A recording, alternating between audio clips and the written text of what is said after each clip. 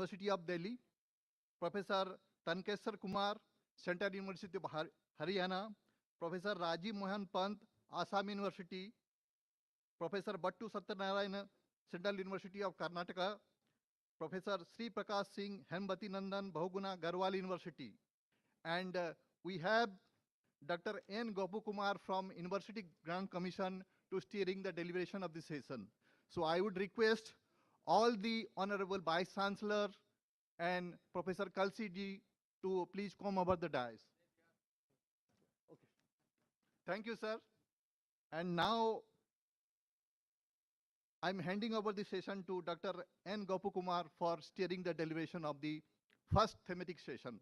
Dr. Gopu Kumar.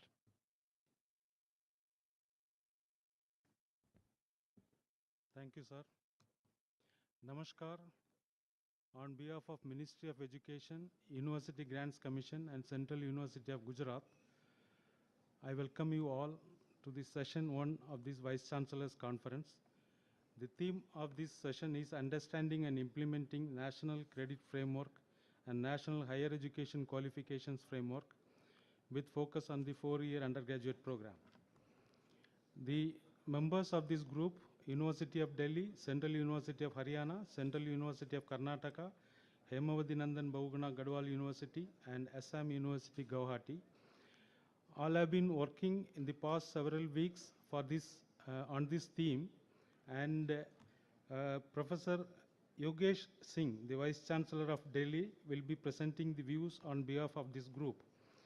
Professor Singh, the Vice Chancellor of Delhi, is a distinguished academician and leader. Besides, he has already previously served as Vice Chancellor of some of the previous institutions in the country. It is my honor to invite Professor Singh to present the views of this group. Thanks.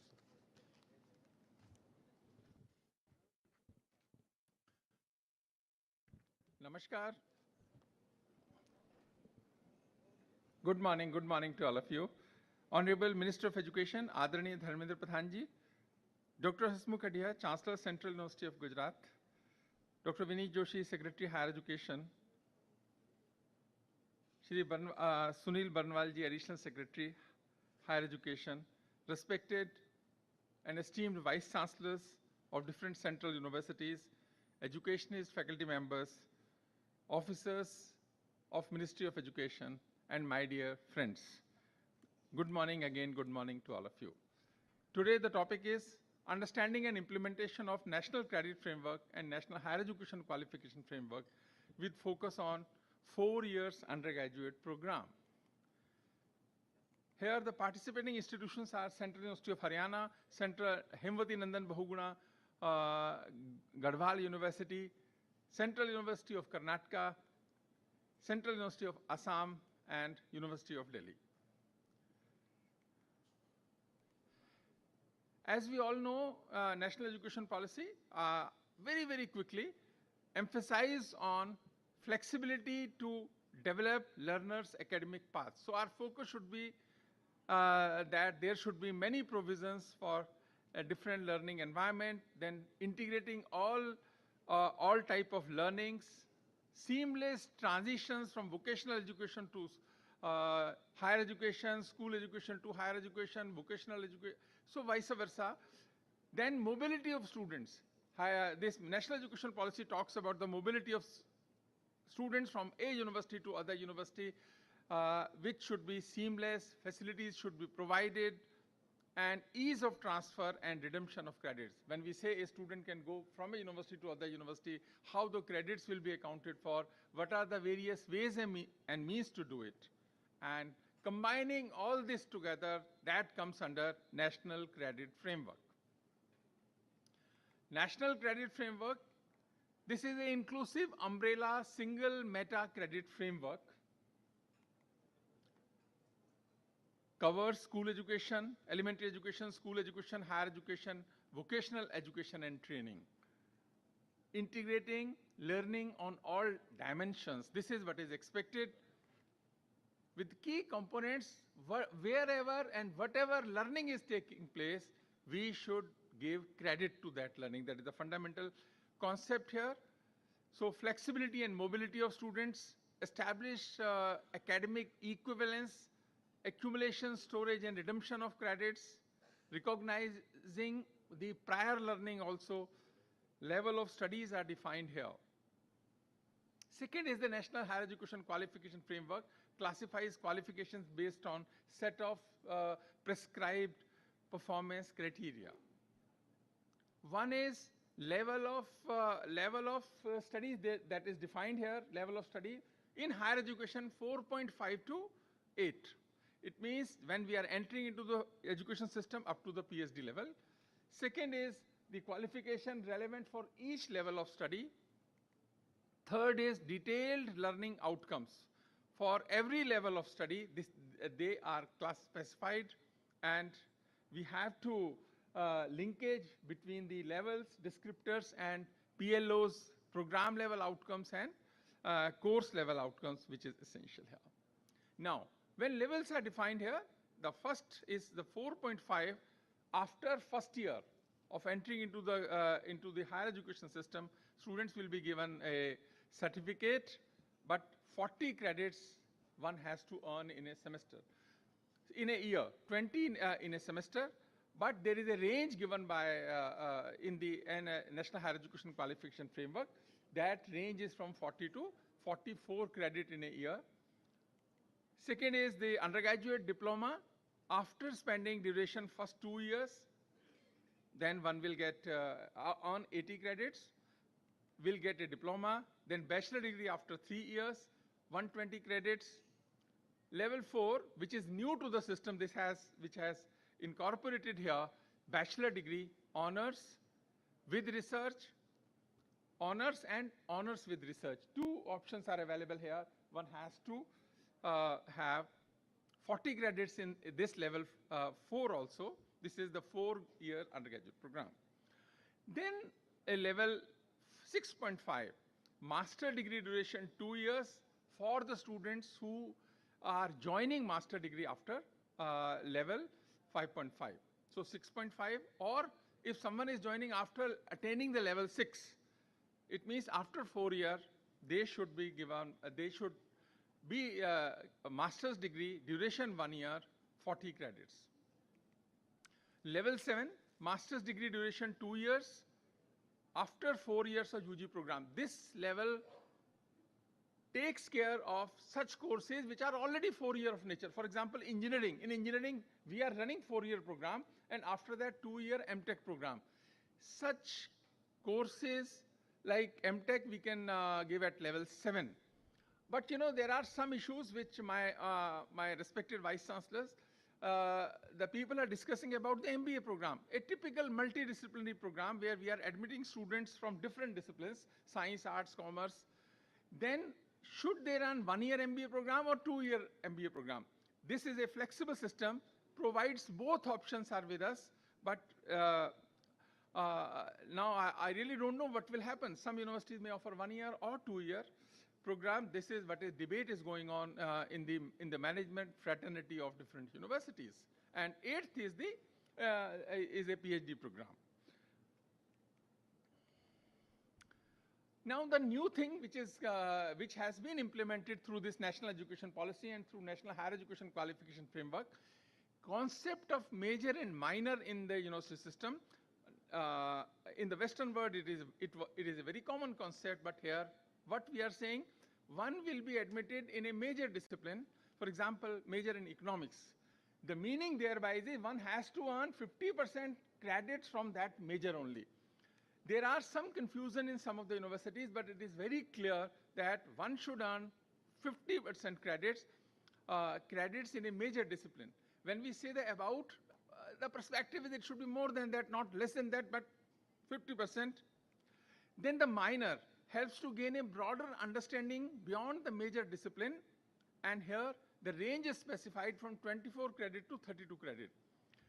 Example, if I say I have taken admission in the economics honors major, then I can take statistics as a minor, but I am supposed to earn from the general elective vertical at least 24 credits, maximum 32. But like in University of Delhi, we are saying that we will offer a minor if someone someone gets 28 credit. It means 7 courses of 8 credits in a particular discipline of study. Major in economics, minor in statistics, major in electrical engineering, minor in, say, computer science. So options are available. So minimum level requirement, this is the table which is given. Major 50%, so 60 or 80 depending upon 3-year or 4-year duration. Minor 24 to 32. Multidisciplinary courses, say here 9 credits are specified, 5 to 7%. Ability enhancement, value addition courses, 8 and 9 credits. Summer internship, 2 to 4 credits. Research projects and dissertation, 12. This research project and dissertation, this is a new concept at college level. In most of the central universities are unitary in nature. They have the system of this research projects and dissertations. But the college's undergraduate studies, which will run 4-year program here, this is a opportunity as well as challenge right now for the initial years. We have to create right kind of ecosystem. Holistic education component. Now 3 things have introduced in this national education policy. One is ability enhancement courses, skill enhancement courses, and value addition courses. And there should be a proper integration. In the framework, the weightage is specified like 7 to 8% in ability, skill, and value addition courses. But through GE also we can offer such courses. But the problem here is, which is like, you know, many teachers come to me also, and many vice chancellors, they may be facing similar type of situations.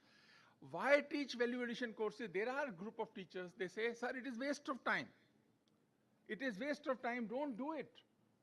Then, you know, we should not be defensive about it, because we should first understand the definition of education, as Adia sir has also specified, and others also, and Honorable Minister has also said. Now, when we say the education is a big word, Shiksha, it has 2 major parts, knowledge plus intellect. Knowledge, Gyan, evam Buddhi. But if now up to after 75 years of independence, our total focus was on knowledge. Emphasis was not given on intellect or Gyan. So this, through value addition courses, the courses which add value to this in one's life, that is very, very important. We should design such courses which helps us work on Buddhi. नहीं तो जितने सारे terrorists बन रहे हैं, बुद्धि की तो कमी है, ज्ञान तो सबके पास है. They have good degrees, they have knowledge, everything. But so that's why this another definition of shiksha is समझ की समझ को विकसित करना ही शिक्षा है. So such courses should work on समझ की समझ. What is good, what is not good, what should be implemented, what should not be implemented, what should I do it, how far I should do it. These are very important. Then another issue which most of the universities are facing is who should teach such courses.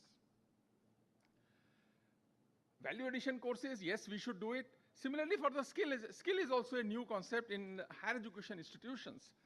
But then who should teach those skills courses? Either we should develop our own, that's what internal teachers are trained in that direction, or new experts should be appointed, or appointed through other ways and means. But inherent capacity should be built, proper workshops should be organized. But what happened, you know, in one of the college I just want to share.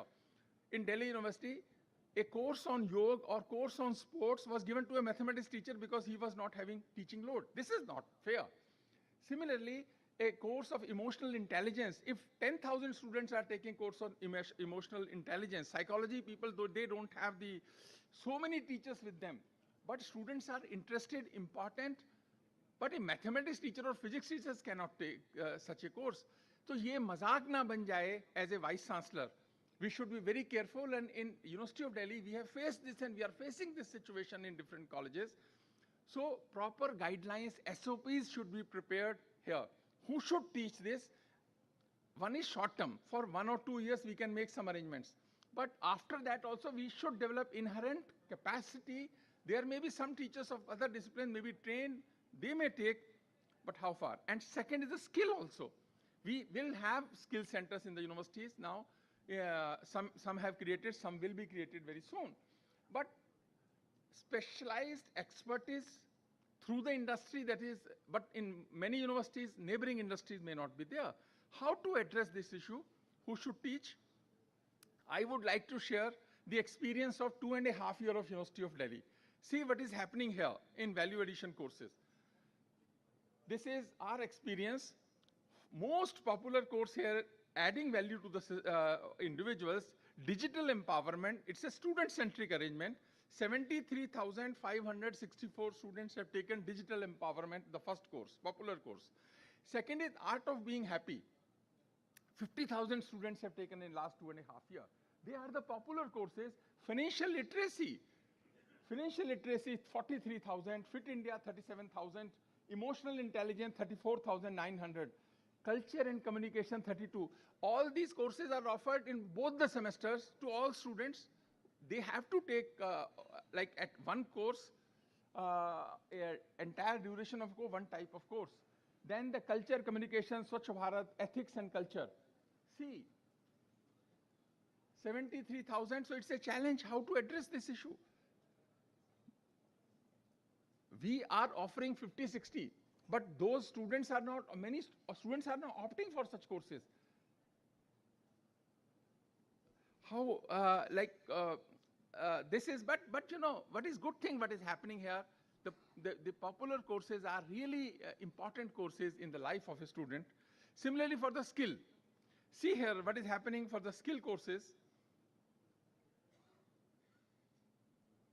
Digital marketing, the most popular course where 44,620 students have taken this. Then communication in everyday's life, 41,000, personality development, 33,000, political leadership, 31,000, communication in professional life, 30,000, finance for everyone, 30,000, creative writing, 30,000, negotiation and leadership, 25,000, basics IT tool, 25,000, yoga and practices, 24,000 students. Point here is, whenever we talk about skills, we talk about plumbing, we talk about many electrical maintenance skills, but the point is in higher education institutions, low-end skills, yes, important, but students are not opting for low-end skills. They want life skills, they want high-end skills. This is a data which I wanted to share, that this has happened in University of Delhi. Similar things may be happening in other universities of our country also.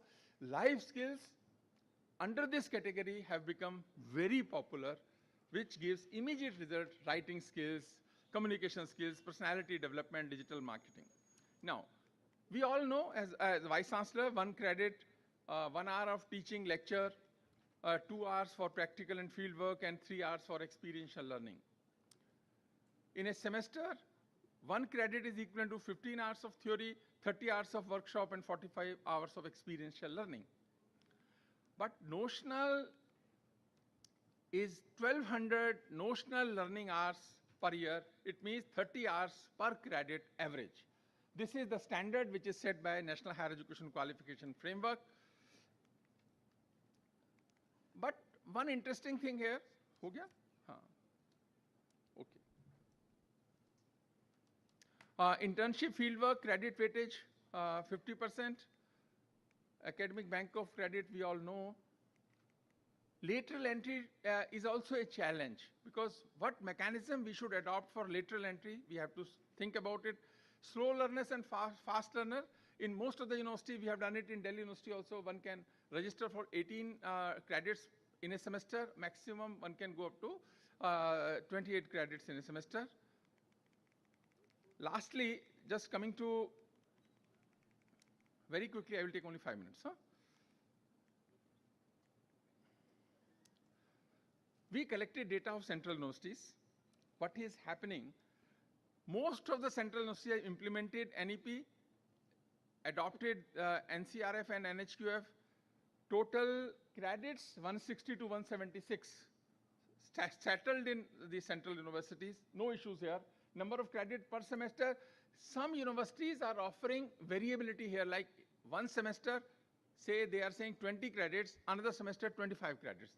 My request is, and understanding, either make it regular, like same 20 credits or 22 credits, but if some it is your autonomy, but don't have, this gap should not be very large. Implemented outcome based, this is what has happened in the universities. ABC 100% universities, 20, like we have data of 20 universities, central universities, all have done it. NHEQF all have done it. This NCRF 19 have done it. One is under process. Then multiple entry, multiple exit, 18 have done it. 2 universities have not done it. Multiple exit, the same thing. And PLOs and CLOs, 18 universities have done it. One has not done it, one has partially done it. Vocational courses, 16 have done it, 4 yet to do it.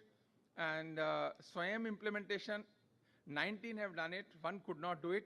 One is Delhi University, we have not done it still, but we will do it in few months. Similarly, for the recognition of prior learning, 10 have done it, 10 have not done it. So this is 50% we have achieved here. This is also, please think and rethink about it. Then one thing I would like to request, we circulated Google form, but today also we will give you the Google form so that we will have the data of all universities. We will circulate today also. Although we did it earlier also, but we could receive only 20. Best practices, I'm just skipping this. There are good things happening in our universities. Only one thing, which the now focus of entrepreneurship. In 4th year, we have instituted 3 tracks here. One is entrepreneurship track, another is dissertation track, third is the project track. So now you should also constitute or you should establish Section 8 companies to run your incubators. Every university should have incubator or incubators specified also, generic also. And then those incubators should offer courses also, entrepreneurship related courses, जिससे कि हमें लगेगा कि नौकरी देने वाले और लेने वाले का जो फर्क है. अभी in Delhi University we have done it. Entrepreneurship track has also become very popular. Our students are taking this and establishing their own companies. Strategies, yes, we will do it. Many things are happening. I will share this with all of you. It's okay. Thank you. Thank you very much.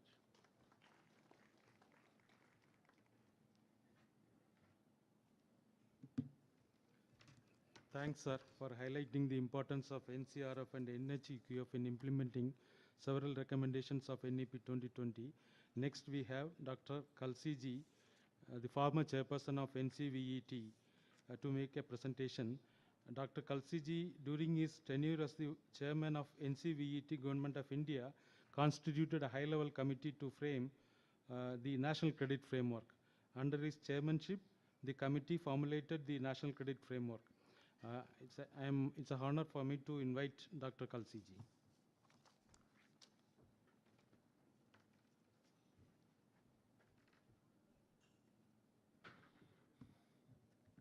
Honorable Education Minister, Honorable Chancellor, Central University, Gujarat, Secretary Higher Education, Additional Secretary Higher Education, Honorable Vice Chancellors, academicians, officers from UGC, it's my proud privilege to present here the understanding and implementation of NCRF and National Higher Education Qualification Framework with special focus on 4-year degree program.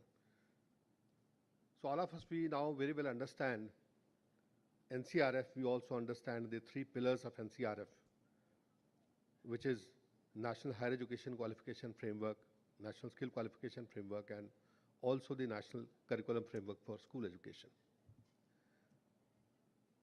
Now, all of you are quite familiar with this figure. Yogesh ji very beautifully explained 1200 of notional learning hours, and also explained on an average 30 hours per credit, but formula of 15, 30, and 45, which is applicable to all the higher education institutions. Now here we are operating on 3 axes. Academic axis is basically NHEQF. The skill axis, which is Y-axis, you earn credits on Y-axis as well. That is mainly NSQF axis. And also the experiential learning, and proficiency axis, which is the z-axis. Now, one thing I want to clarify here, that skill axis can also be NHEQF axis. It's a very important thing to note that even in higher education, you can introduce skills, and those skills can be approved as part and parcel of the curriculum. So you can either adopt NHEQF or you can even devise your own. And most importantly, up to 50% of the credits for a degree or for a diploma can be earned from the skill-based courses. Now, we have been discussing here the implementation of the NCRF as a whole. So there are 16 components of NCRF. Now, we have discussed about 5-6 very important components. Holistic education and development, I was very happy that we discussed it in such a great detail. So these are the components, and all of you will have to implement. That is the first component we have kept in holistic education and development. Second is integration and characterization of all learning. That is also beautifully explained by Yogesh ji. And I'm very happy that now understanding is developed amongst all the universities, especially the central universities.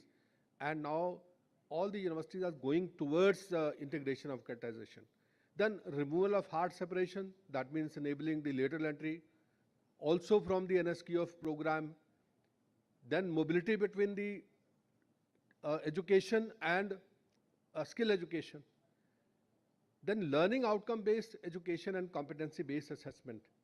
So course outcome or program outcome-based mapping and rubric-based assessment, that has to be implemented.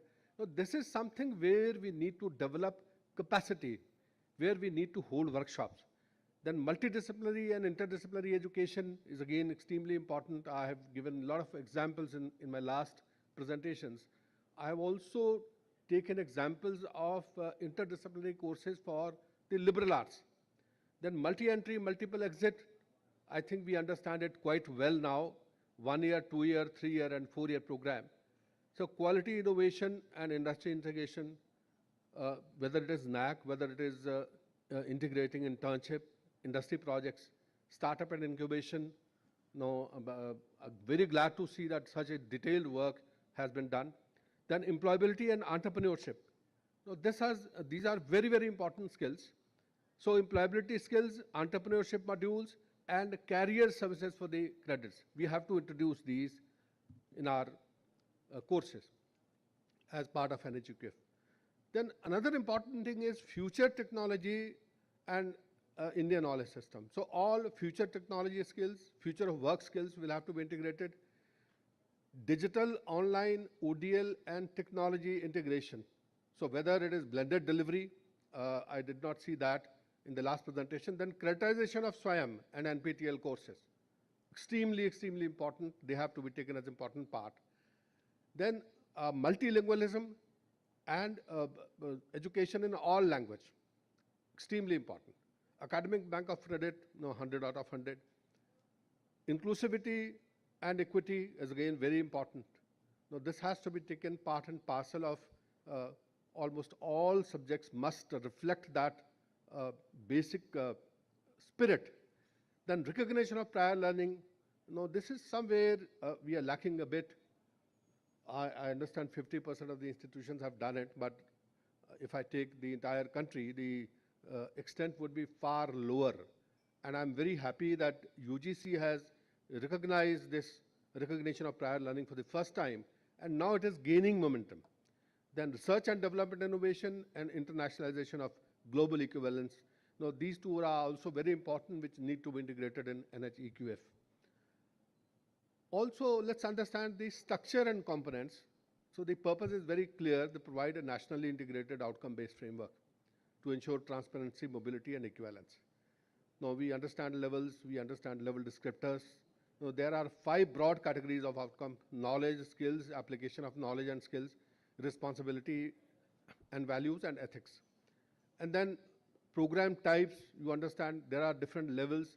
For each level, how many credits one can give, one can provide. The credit range is also provided. So all that is now very well defined and very well accepted in the entire academic community. So credit system is also now very well settled. But as Yogesh ji was saying, for some universities, please align your credit system with the national system. Otherwise, the exchange is going to be a problem. So academic bank of credit, then curriculum components. You have to have majors, minors, multidisciplinary courses, vocational and skill-based courses, micro-credentials, value-added courses, and then internship, apprenticeship, project and research projects. So these all can be part of the curriculum of any course. Then integration of skill-based courses, up to 50% courses can be added, which are skill-based courses, and at least 10 to 20% courses have to be skill-based courses. Then learning outcomes, again very important, mobility provisions and blended and online learning has to be there. But I had 20 minutes, I suppose. No, this a few important things are left. So apprenticeship, embedded degree programs, and then project work and on-the-job training, recognition of prior learning, assessment methods, quality assurance, integration of ethics and Indian knowledge system, and international compatibility. These are all components of NHEQF. So coming back to levels, now I'm going to share this presentation. I have clearly tried to define the learning outcomes and the level descriptor tables here. So for every level, we have defined what all you need at all 5 levels, all 5 verticals: knowledge, skills, application of knowledge, responsibility, and value and ethics. So these tables I'm not going to explain. Then assessment is a very mandatory criteria. We have to keep that assessment in mind, and assessments can be of various types. It could be time-wise, which is summative, speculative, formative, diagnostic. Similarly, non-reference, standard referenced, criteria referenced. Also, it could be external assessment, teacher assessment, peer assessment, or even self-assessment. Then there are other types of assessments: written, oral, skill demonstration, workplace, practical, portfolio, prior learning and recognition, then competency assessment, project-based assessment. So we have to find ways and SOPs for these assessment, and we have to have agreed models for these by central universities. So this table was beautifully explained. I just want to add that UGC has also allowed up to 2 minors of 12 each or 16 each. That has also been done. So that is the only thing which I wanted to add. And then you can have all kinds of possibilities while you design your curriculum: lectures, classroom, assignments, then team collaboration work, group projects, internship, apprenticeship, we have already explained.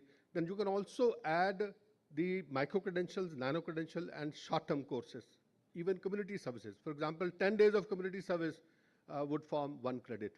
So you can very well integrate these services, especially for the art subject, for the liberal arts subjects. And there are number of such courses which are already designed, approved under the NSQF, and you can just pick up and adopt these courses, make them a part and parcel of your curriculum. You can do that. So multidisciplinary also we have to keep in mind. Now, instead of multidisciplinary, now is the time to start with interdisciplinary courses. When we go in for joining of 2 subjects, and we take the integration of knowledge, methods, tools, and techniques from different disciplines. Now, this is extremely important in today's world. And as I said, up to 50% of the credits we can earn from the skill-based courses, and the remaining can come from the other courses. And finally, the soft skills are very, very important. So there are 8 skills which I would say are technical skills, and then 9 soft skills. So AI, data science, cybersecurity, 3D printing, robotics, IoT, green energy, and digital finance. Now, these can be added in through different micro-credentials and nano-credentials into different parts, different curriculum, including some of the curriculum from the liberal arts. And there are a number of courses which are already available. These can be picked up and integrated into your curriculum. These are available on the National Qualification Register and freely available, so you can pick them up and make them part of your entire curriculum. Similarly, there are 9 modules: communication skills, foundation literacy, workplace and job-related skills, interpersonal social skills, cognitive and metacognitive skills, language and literacy, self-employment, entrepreneurship, digital fluency, citizenship and constitutional values. And under these there are 50 modules, and material on these 50 modules is now ready. It is available. So you can just pick up this material and make it part of your curriculum. These are available free of cost. NCVT is developing it, so they are almost ready now. So these are very suitable for your kind of curriculum framework.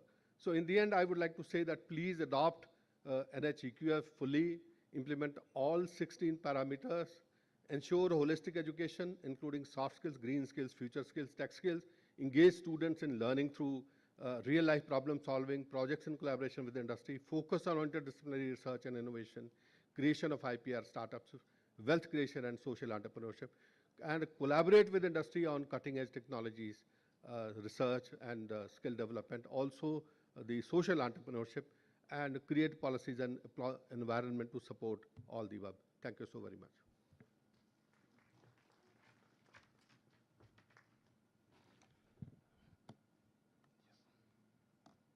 We thank Professor Yogesh Singh ji and Dr. Kalsi ji for a detailed and informative presentation on NCRF and NHEQF.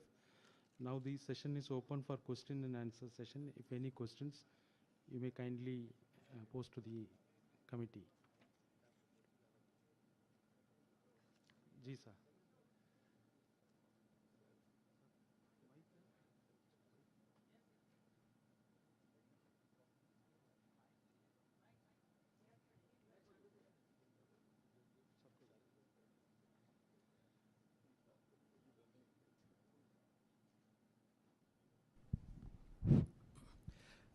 Thanks for having a wonderful session.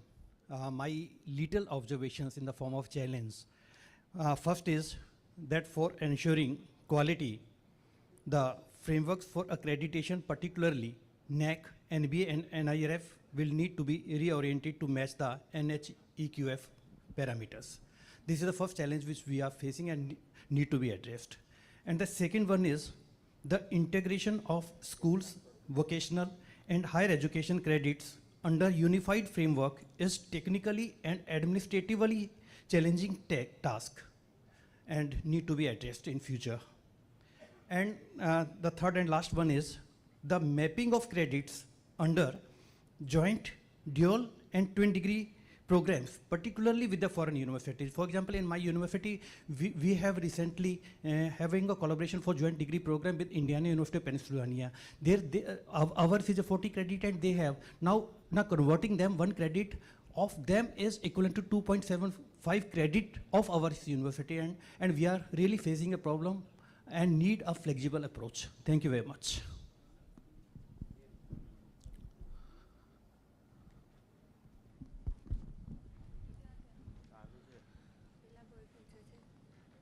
Thank you so much. We have noted the suggestions. Now, whatever you have said is already making now part of the NAC framework. So NHEQF, whatever 16 components you have seen, you will actually see it happening in the evaluation of NAC. So we have included all these parameters as part of the curriculum development or teaching learning, or there are 10 attributes basically, and we have put in all these into those 10 attributes. And we'll keep your suggestions in mind. Thank you so much. Sir, here in holistic education, we have AECs, SECs and WACs. The problem is everywhere we have defined the assessment methodology same. The students are really not participating in these courses because assessment methods we need to develop. For WAC, एक गुणवर्धक है और दूसरा कौशल वर्धक है. इसमें assessment method same यदि theoretical रहेगा तो कोई नहीं participate करेगा. We need to develop and we need to train the teachers.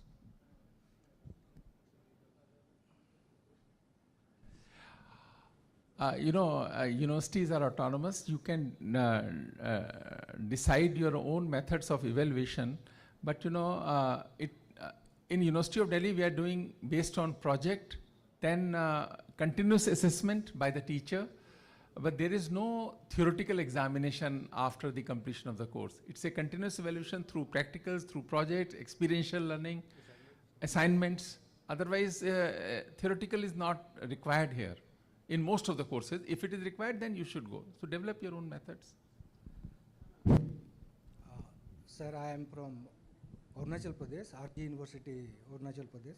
I have some few days before, some students from the college, they came to me and they asked me, sir, in our college, we don't have any liberty to choose a particular subject as minor or multidisciplinary courses. Whatever the principal says, yes, we are offering this, means we are bound to take. So I could not answer them at that point of time. I felt sorry for them. The reason then I started inquiring from the college, what is happening in your college? Then he said, sir, what can we do? We don't have teachers, we don't have classroom, medicinal classroom.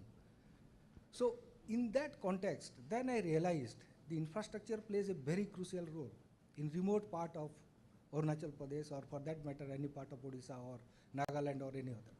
So that infrastructure component, we must, that means the concerned state government or the central government, we must look into that particular component when we are introducing so many different type of courses.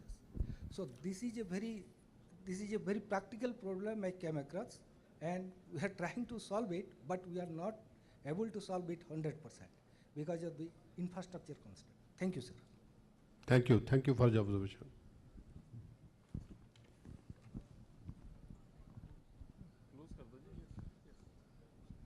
One more question we'll take. नमस्कार, मैं तिरुपति राष्ट्रीय संस्कृत विश्वविद्यालय से आया हूँ और NEP 2020 सबसे पहले हमारे विश्वविद्यालय में लागू किया। अभी 4 years इंटीग्रेटेड कोर्स जो चल रहा है और 4 साल का यूजी कर रहे हैं, तो 1 साल की जो IPG होना चाहिए, 2 साल करेंगे तो हमारा इंफ्रास्ट्रक्चर और फैकल्टी का कुछ दिक्कत हो रही है, इसमें आप विचार करेंगे तो कुछ हमारा मार्गदर्शन मिलेगा। देखिए, 4 साल के बाद आप 1 साल की पीजी कर सकते हैं, ठीक है। अगर वो टेक्निकल कोर्स नहीं है, अगर वो बीटेक नहीं है, तो 4 साल के बाद 1 साल की ही पीजी है। अच्छा, ठीक है, तो कोई प्रॉब्लम नहीं है आपको। आगे से हम ऐसे जी, ठीक। Well, I would just like to, one very short question.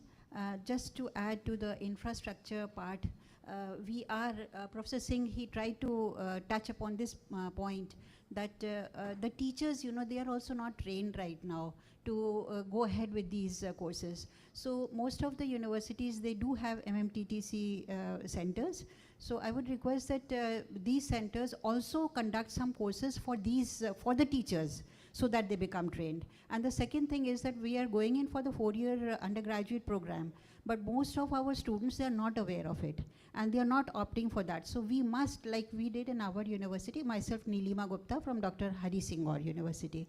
So we must have some orientation programs for our students also, so that they start opting for this 4-year program. They are not aware of it. These were my observations. Thank you. Good suggestions. Thank you. I once again thank Professor Yogesh Singh ji and Dr. Kalsi ji and all other Vice Chancellors of the session 1 and all for all the others for actively participating in this session. Thank you so much.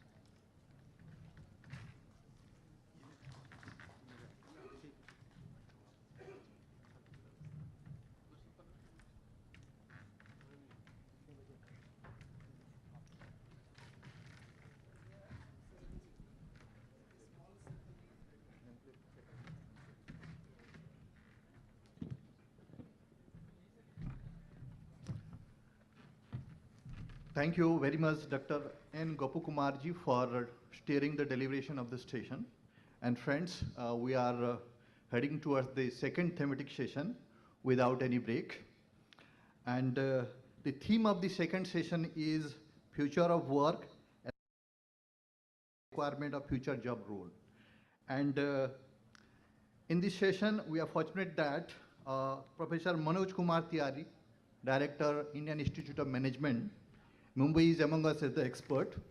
And we have 5 universities who have contributed to this university group of the theme on future of work. I'd request Professor B.J. Rao from University of Hyderabad, Professor Eshe Kori from Central University of Andhra Pradesh, Professor Rama Shankar Dubey from Central University of Gujarat, Professor P. Prakash Babu from Pondicherry University, and again, here Professor Manoj Tiwari is in dual task. He is also representing Tata Institute of Social Sciences. And for steering the deliberation of this session, I would request Sri Deepak Bhatt, Joint Secretary, University Grant Commission, to please grace their chairs in the dais. I welcome all the dignitaries and Vice Chancellor for the second thematic session. Now I am handing over the session to Sri Deepak Bhatt.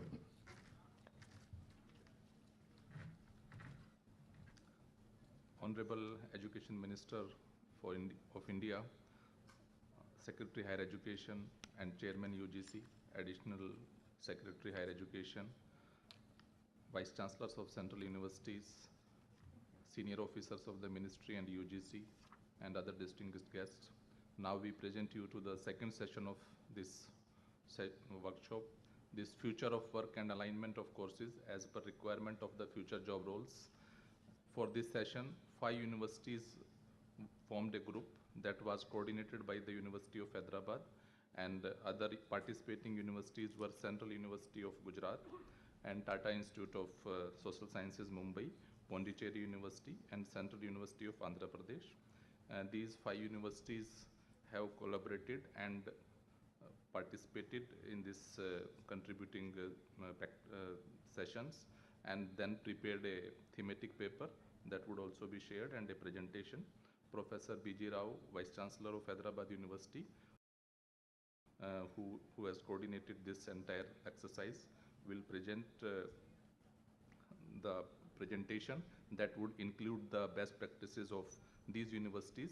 And in the presentation, it has also been attempted to include the best practices of other central universities. And the group presentation highlights how universities are aligning or should align their courses with emerging job roles through multidisciplinary programs, industry partnership, and flexible learning models. These efforts are deeply rooted in the vision of NEP and the broader national group goal of building a future-ready workforce for Viksit Bharat 2047. I invite Professor B.J. Rao to present the session.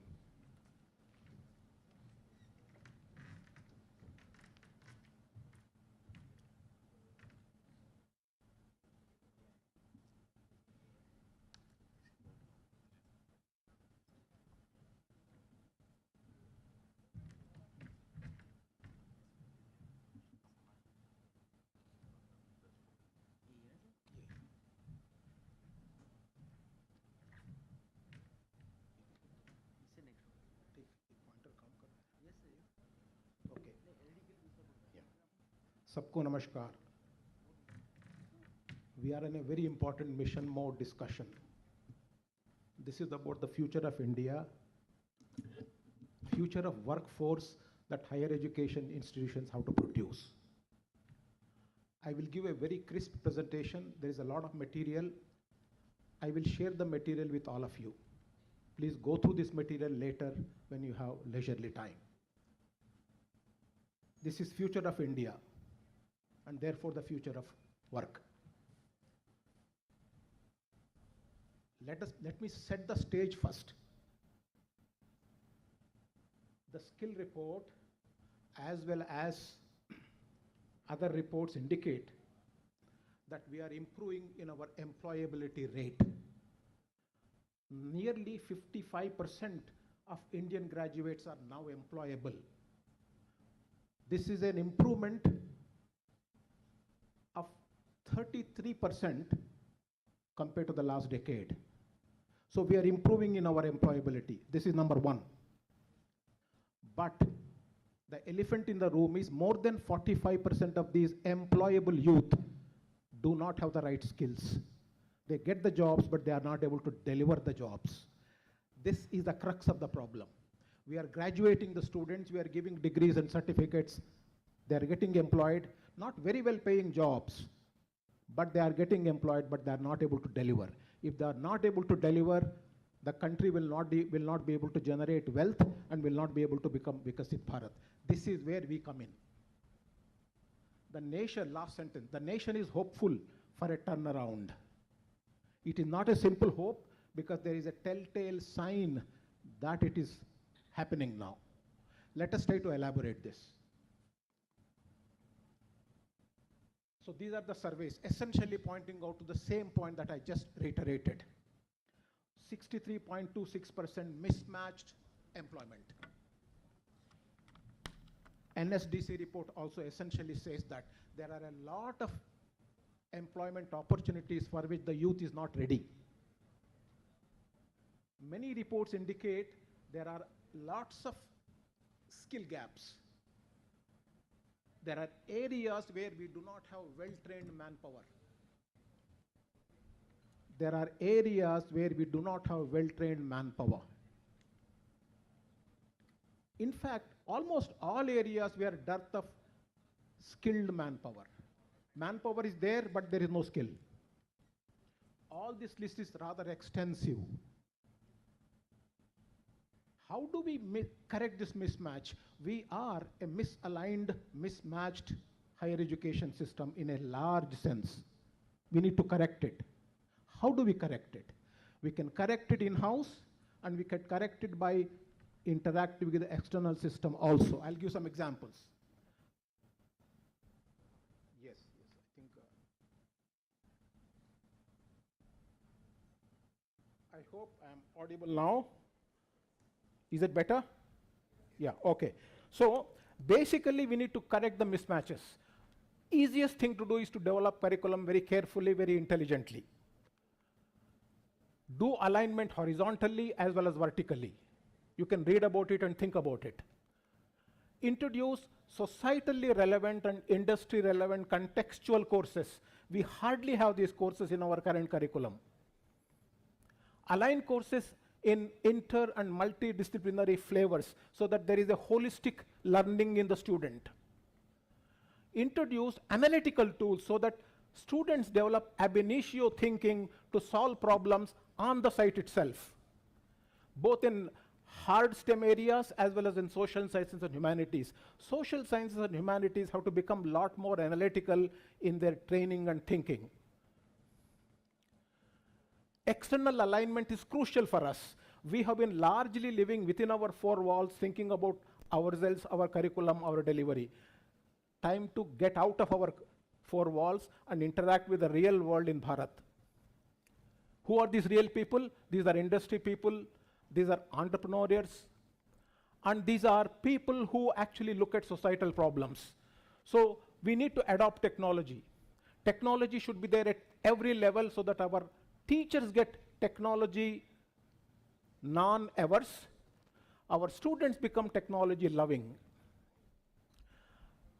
Last statement is very important. Train the teachers into hands-on mentors to help the slow learners in the system. Our higher education system has large number of slow learners, which we have not realized well. And slow learners require fair amount of hand-holding by experienced mentors, not necessarily just the teachers. Micro pathways are very, very important. Some of these micro pathways were discussed in Yogesh Singh's presentation also. Documenting and evidencing mismatches and addressing them very well. Bridging theory with practice. There is a lot of theory in our classroom teaching. There is very little practice of it. This has to be bridged by developing contextual courses. It is very, very important to send our students onto the ground level so that they go through internships, apprenticeship, etc., so that they actually can smell the ground and learn there and deliver there. So there are many, many points here which essentially reiterate the points that we need to identify, activate points to bridge the theory and practice. We need to use MMTTC to its fullest extent. We have nearly not begun using MMTTC in a real way. We need to bring thought leaders, industry experts, entrepreneurials into MMTTC to handhold the teachers first. and these teachers will become master trainers, and they go and handhold the students in the educational system. This chain of propagation of skills has not begun. This we need to do it. Create lot more collaborative skills by interacting with NSDC, and cater to special needs of the studies in teaching learning processes. We need to develop a lot of resource material that we have not done so well in multiple Indian languages. Encourage teachers to identify and offer micro courses which fill up the gaps. Realign internal structures, both academic and administrative. Each academic unit must provide evidence of active collaboration with industry. We have been talking a lot, but we need to be doing a lot more on that. Each academic unit must provide evidence of skill-based courses and their outcomes. Ultimately, we need to create an ecosystem where the stakeholders become risk non-averse and technology savvy at every level. So these are some more points. SWAYAM, MOOC are extremely useful toolkits that we need to use it very, very effectively. And promote consortia of like-minded universities in creating skill courses. We need to complement our interests and work together. Support universities to collaborate with skill councils and set up skilling centers in every university. And every university need not have very similar skilling courses. They may be contextual, locally relevant, etc., etc. So we need to do these things very intelligently with our limited resources. Incentivize universities that provide evidence of addressing skill gaps. This has to be done. Now, how is the future? Let's say 2030. The future is not so bleak. So many things, exciting things are happening. AI and big data will become much bigger. Network, cybersecurity will really look at us very closely. Technological literacy is absolute requirement. Creative thinking has always been there, but it is much more required now in the future. Resilience and flexibility of agility, curiosity and lifelong learning. This has to be the mantra for all of us. And social influence, talent management, analytical thinking, environmental stewardship, all these things form very important part of our learning ecosystem, both for vice chancellors, teachers, mentors, and students. How to stay ahead of the curve? We need to be able to predict the future. This is the only way. Predict future industry trends, predict high demand skills, gain certifications and experience ahead of the requirement, build a strong professional network, do not work in silos, stay updated with industry changes, and future-proof careers. So we should be able to look through the window and see how the future is going to unfold. And these are our required skills: active learning all the time, self-management, problem solving, analysis, and critical thinking. All these are very, very familiar terms for most of us, but we need to bring it to the ground level and translate them into products and processes and students. Now, AI has become a very important future power for the humanity. In some sense, AI will dictate the human history in the years to come. So therefore, we must fully harness the power of AI, bringing in Bharatiya ethical system into it. AI otherwise is a ethics agnostic toolkit. We need to remodel it.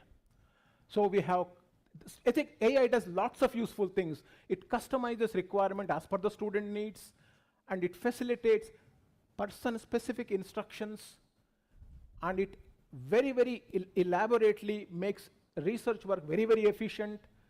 It can predict, it can track student performance, it can provide self-learning material to the student in the student adaptive sense, and various learning pathways it can create for the students. Slow learners can very hugely get benefited by AI toolkits if they properly use it. So key trends shaping the future of work: technological disruption is here for us to see.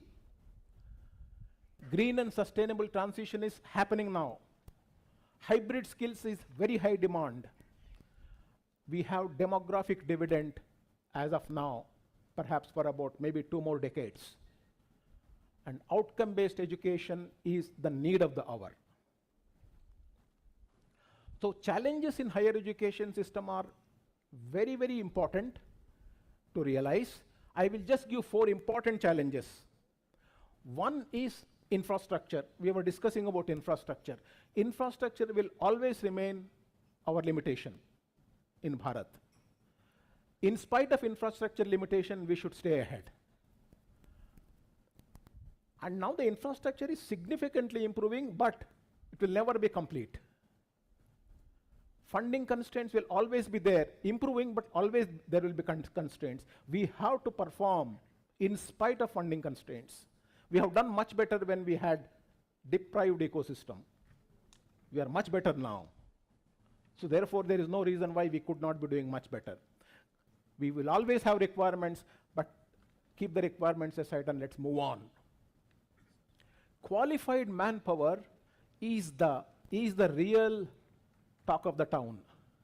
We don't have enough, we need to generate this at every level. Yeah. Regulations and compliance are improving. HEQI is coming along, and you will see that there will be a lot of harmonization in regulatory compliances. I have best practices in my slides, but I will not have time to go through all of them. I will very quickly run through. NEP 2020 is really a harmonizer for all our requirements. Very quickly saying, it's holistic. It will emphasize on all kinds of streams in multidisciplinarity. For the first time, we are realizing the importance of multilingual education in the country, focus on vocational education, teacher training, professional development, better accessibility to quality education, leveraging technology, strategic assessment and evaluation system. We need to improve our evaluation system. This discussion was happening, and all of us in our university system must design our own intelligent and effective evaluation system, skill development, etc., etc. So NEP 2020 is a real fulcrum for our change, and we must use it very, very effectively. Now, are we really getting there? The answer is yes, and there are some very real examples from our stakeholders. My partner universities have provided their best practices, and it is extremely encouraging that these best practices actually are happening on the ground, and they will bloom much further. So University of Hyderabad has very important contribution. We are technologically a fairly advanced university. We are now NCRF pair project winner. We are hand-holding about 250 scientists, professors in our NCRF project. We also have an incubation activity where we have several incubations, startups. Many of them have gone on to become independent companies. We have several large number of skill-oriented programs. All of them are extremely relevant. Tata Institute of Social Sciences, Mumbai, has done some pioneering work through skill education program. I will just summarize that in this. They have a component called skill aptitude system where the student can be mapped in terms of skill aptitude, and from there, using the supply side and demand side, you can fill up the gaps by designing required level of courses and training the teachers. And they have a very efficient skill education program, and they have wonderful examples of how this has helped the students get employment almost to near saturation. Central University of Gujarat is doing extremely well. They have strategic technologies, sustainable developmental goal-related skill courses. They have large number of bucket courses, which I do not have time to go into. Central University of Andhra Pradesh is doing very well. BSc in Retail Management in Information Technology, and BSc in Computer Science and Artificial Intelligence, MSc in Economics and Data Analytics, MSc Geography, Geoinformatics, MSc Space Science Technology. These are all real skill-related courses. And Central University of Andhra Pradesh has identified several courses in its bucket list, and they have aligned the courses with future jobs. I will share these details with you. Pondicherry University is doing extremely well. They have very real industry-oriented courses, internships, as well as managerial skills, sustainable energy practices such as renewable energy, community engagement using community radios for alerts and weather and teaching programs, etc. They have also what is called Madanjit School of Green Energy Technologies, where they offer BSc honors in sustainability and climate change, etc. There are many, many examples. We don't have time into. I'll go to the last. This is the last slide. There are 5 vital realizations. I will actually read out. Educating the youth is the nation-building process achieved by producing highly skilled, current as well as future-ready workforce. This has to be done. This is achieved by dynamically revising teaching learning course contents and pedagogies in line with societal and industry needs. This should be done. Real-time and active monitoring of 1 and 2 steps above to ensure full mapping of the students into well-paying job ecosystem in the near future, well before demographic dividend starts receding. We don't have infinitely long time. We have only 2 more decades. 2 more decades is not too short a time. We can do it. By aligning the curricula with industry needs and trends, promoting interdisciplinary education and enhancing employability through practical exposure, HEIs can contribute meaningfully to India's developmental agenda, that is Viksat Bharat. The classroom teacher of yesteryear has to now become a passionate mentor, constantly reinventing himself and herself and hand-holding the learners, especially the slow learners. Thank you very much.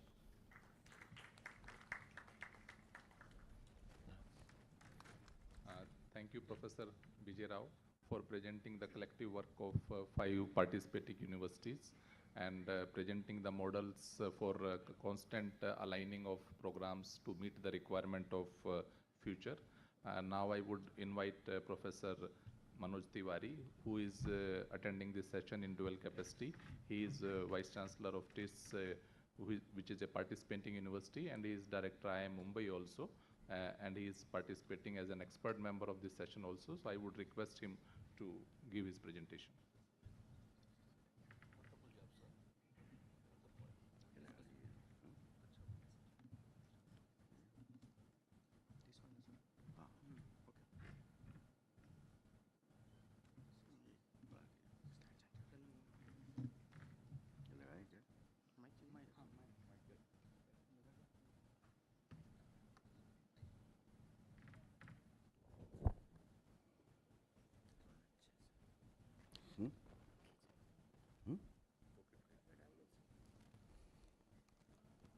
जरूरी क्या है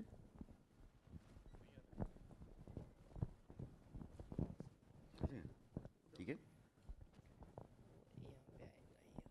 चलो ठीक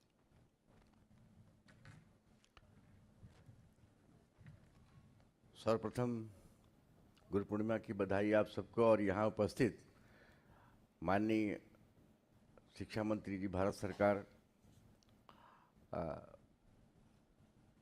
Gujarat university के chancellor central university Gujarat के chancellor माननीय हसमुख आड़िया जी, हमारे मंत्रालय के सचिव Shri Vineet Joshi ji and additional secretary Shri Banwal साहब and professor Anil Sahasrabudhe and professor Jagdish ji and all other dignitaries, vice chancellors and ministry officials sitting here.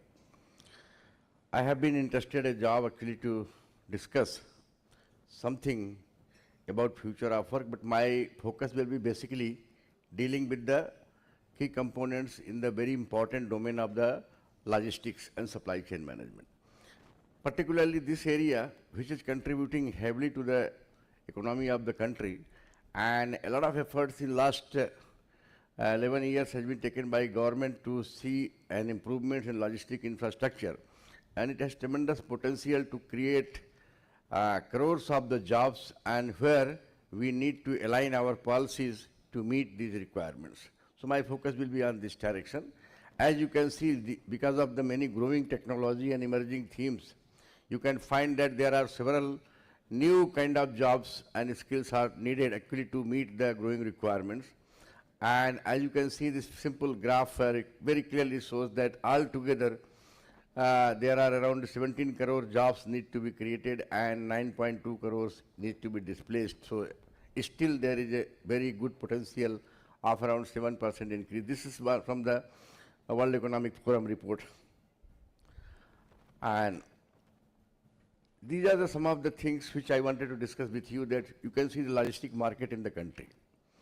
Currently, it is projected that by 2030, around 47 lakh crore rupees is the size of logistic market in the country.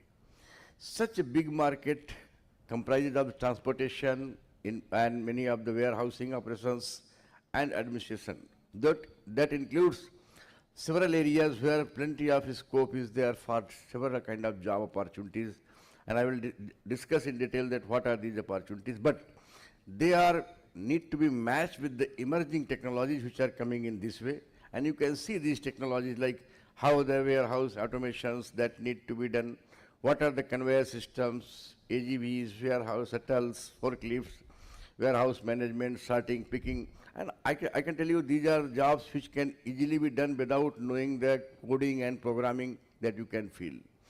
And some of the themes which are coming up, like you can say blockchain management, how it can, blockchain in supply chain management, cloud computing, IoT-driven supply chains. These are the virtual, any discipline, means engineering discipline, science discipline, they all can very much capture the role and job and kind of technology which is being used for practicing these tools.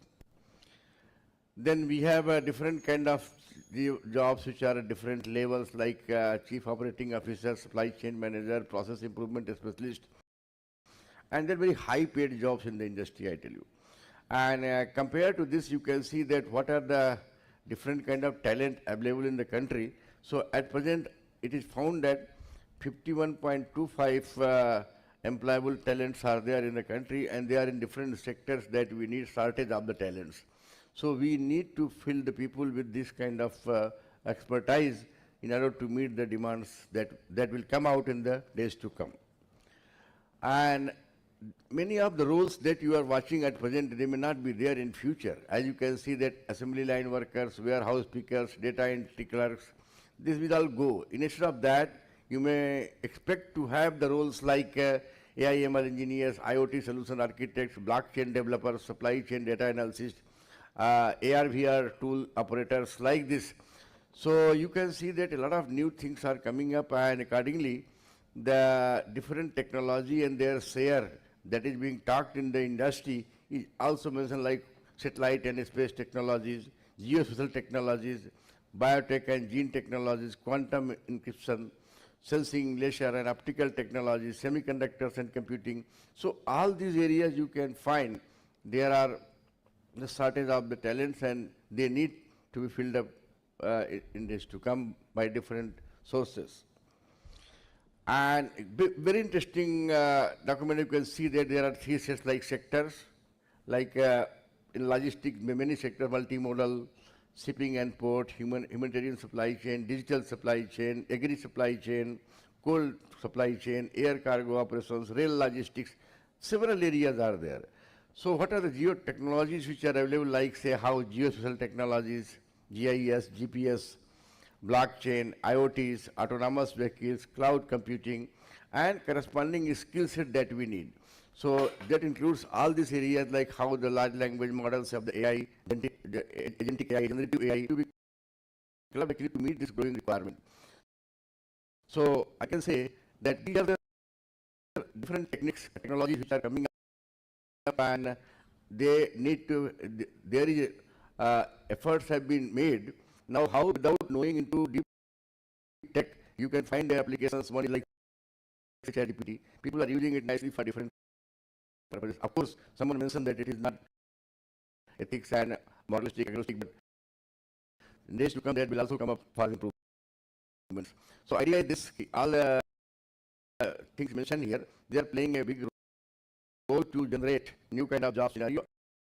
And also, we will be able to compete with the other international players with regard to making the product, selling the product, and also maintaining the quality level that is required by the not only national but also international communities. So the revolution that we have seen in AI currently we call as a agentic AI. And last 3 years, such a fast development took place, and particularly after 2017, the development of algorithm by Vaswani. So this has taken a new shape. Now, almost every area it is engulfing, and some of the skill set because of the agentic AI that we need, they are like LLMs, prompt engineers, and critical and strategic skills, ethics and adaptabilities, and many of the tools of the cloud computing. So by 2030, as you can see that almost 30% of the global work will be automated. That is one of the prediction by the McKinsey. And AI could expose to replace up to around 30 crore jobs globally, and representing about 9.1% of all jobs worldwide. So idea is this, there are many things may go and many things may come up in order to meet the newer challenges. So how we can actually go by this? So AI, ML, engineering and technology development that you can see, these are the things we require, like AI, ML engineers and developers, prompt engineers, synthetic data architects, healthcare and AI engineers, precision agriculture analysis. In AI governance, you can see AI ethics consultant, AI compliance, super agent safety specialist. So human AI collaborations and workforce transition change. These are some of the skills that is being found. And what are the traditional roles and roles which can be clubbed with the large language models, like say, repetitive manual tasks, slow decision making, time consuming planning and contractual work. They need to be taken care by the strategic value-added activities, cross-functional collaborations, fast and inside development that are taking place because of the agentic AI growth. So as you can see that Microsoft had built up their own particular advanced AI tools and adapting AI systems, particularly the autonomous workflow, where we can easily see the different kind of bank operations. And Netflix, a lot of engines are there for different kind of suggestions which are coming up. So many of the operations in the finance, marketing, and everywhere, you can find applications of these tech that we have very clearly mentioned. And some of the information and analytics like business intelligence, IT, project management, and data science, cyber security, and talent acquisition, compensation and benefits, they are also being now talked about how they can find new applications actually. And another area which is very much talked about all this care economy, that also needs service, and they have plenty of potentials for the new job. So I can say that basically going by the transformation of the workforce and digital innovations, we can see that these are the digital skills, diverse and inclusive initiatives, and industry academia collaborations leading to the newer kind of jobs which may fill the vital sector of both manufacturing and logistics actually. So as you can see that the software skills and skills pertaining to the finance, marketing, etc., they may lead, and their corresponding government initiatives which are there like Digital India, Smart City, and Kaushal Vikas Yojana, they all startup and innovation processes which are being initiated, Kaushal Vikas, Atmanirbhar Bharat Abhiyan, they all need to be clubbed with all these newer roles actually. So about NEP implementation, I can say that we have to rely heavily on the skill set which are not available, but through the online courses, through the MOOC, through the NPTEL, and also through many other forums which are coming up, we can build up the capacity and train the people. So gone are those days when only people are making fun with the online education, but I don't think there is another solution except to quickly meet the growing employment requirement by having many quality courses on the online systems, and that way I think we can meet the large gap that exists between the current skill set needed by the industry and what we promise to the university systems.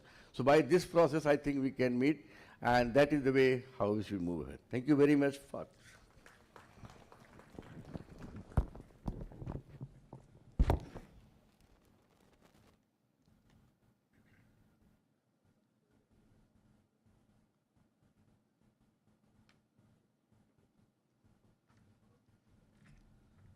Thank you, Professor Tiwari, for providing very thoughtful insight into the future jobs and how we can align our courses, pathways that we can adapt to align our courses on continuous basis. Now we can take some questions from the audience.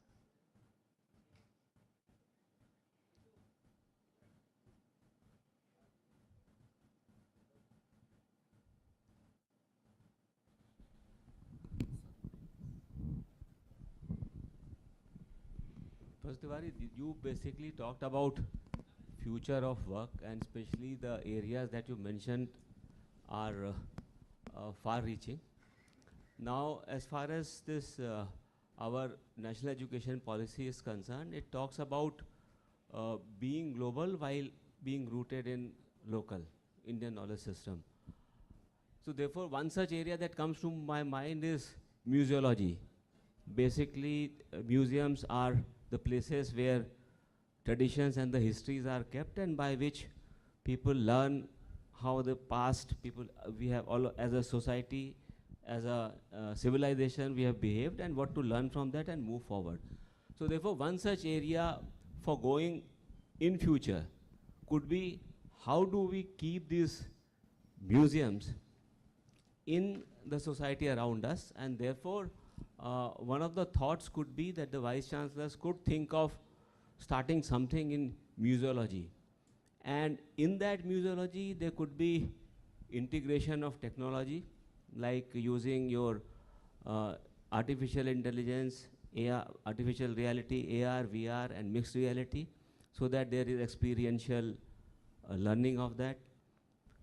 It could also be thought of starting interdisciplinary curricula in curation, in using technology, how to keep the things, how to keep the manuscripts in various places.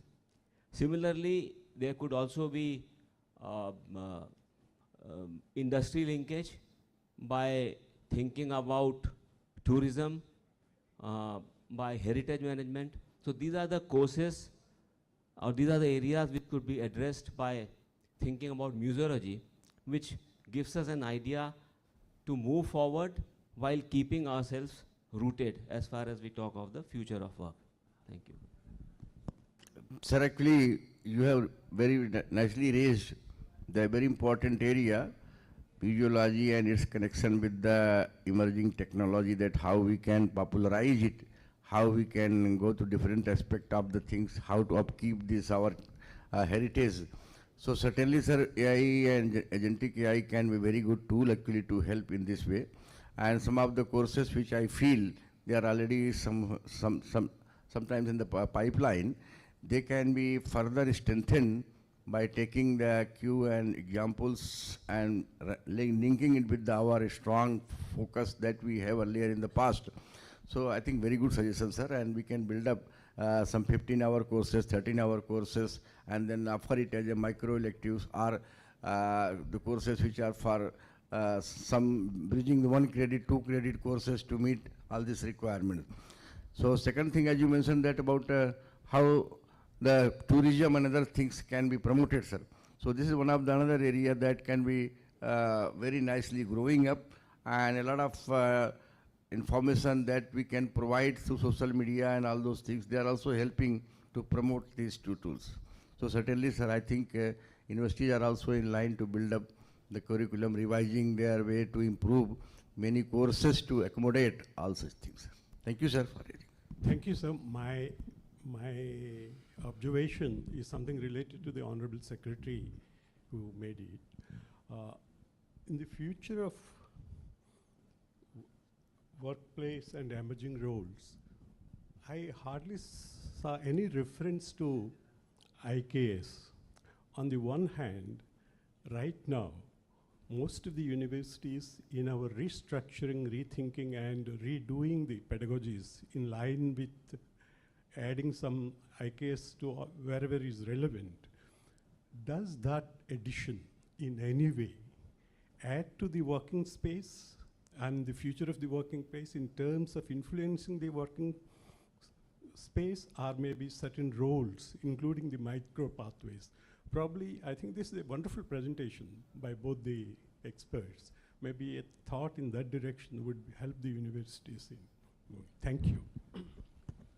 Sir, one small thing I would like to point out that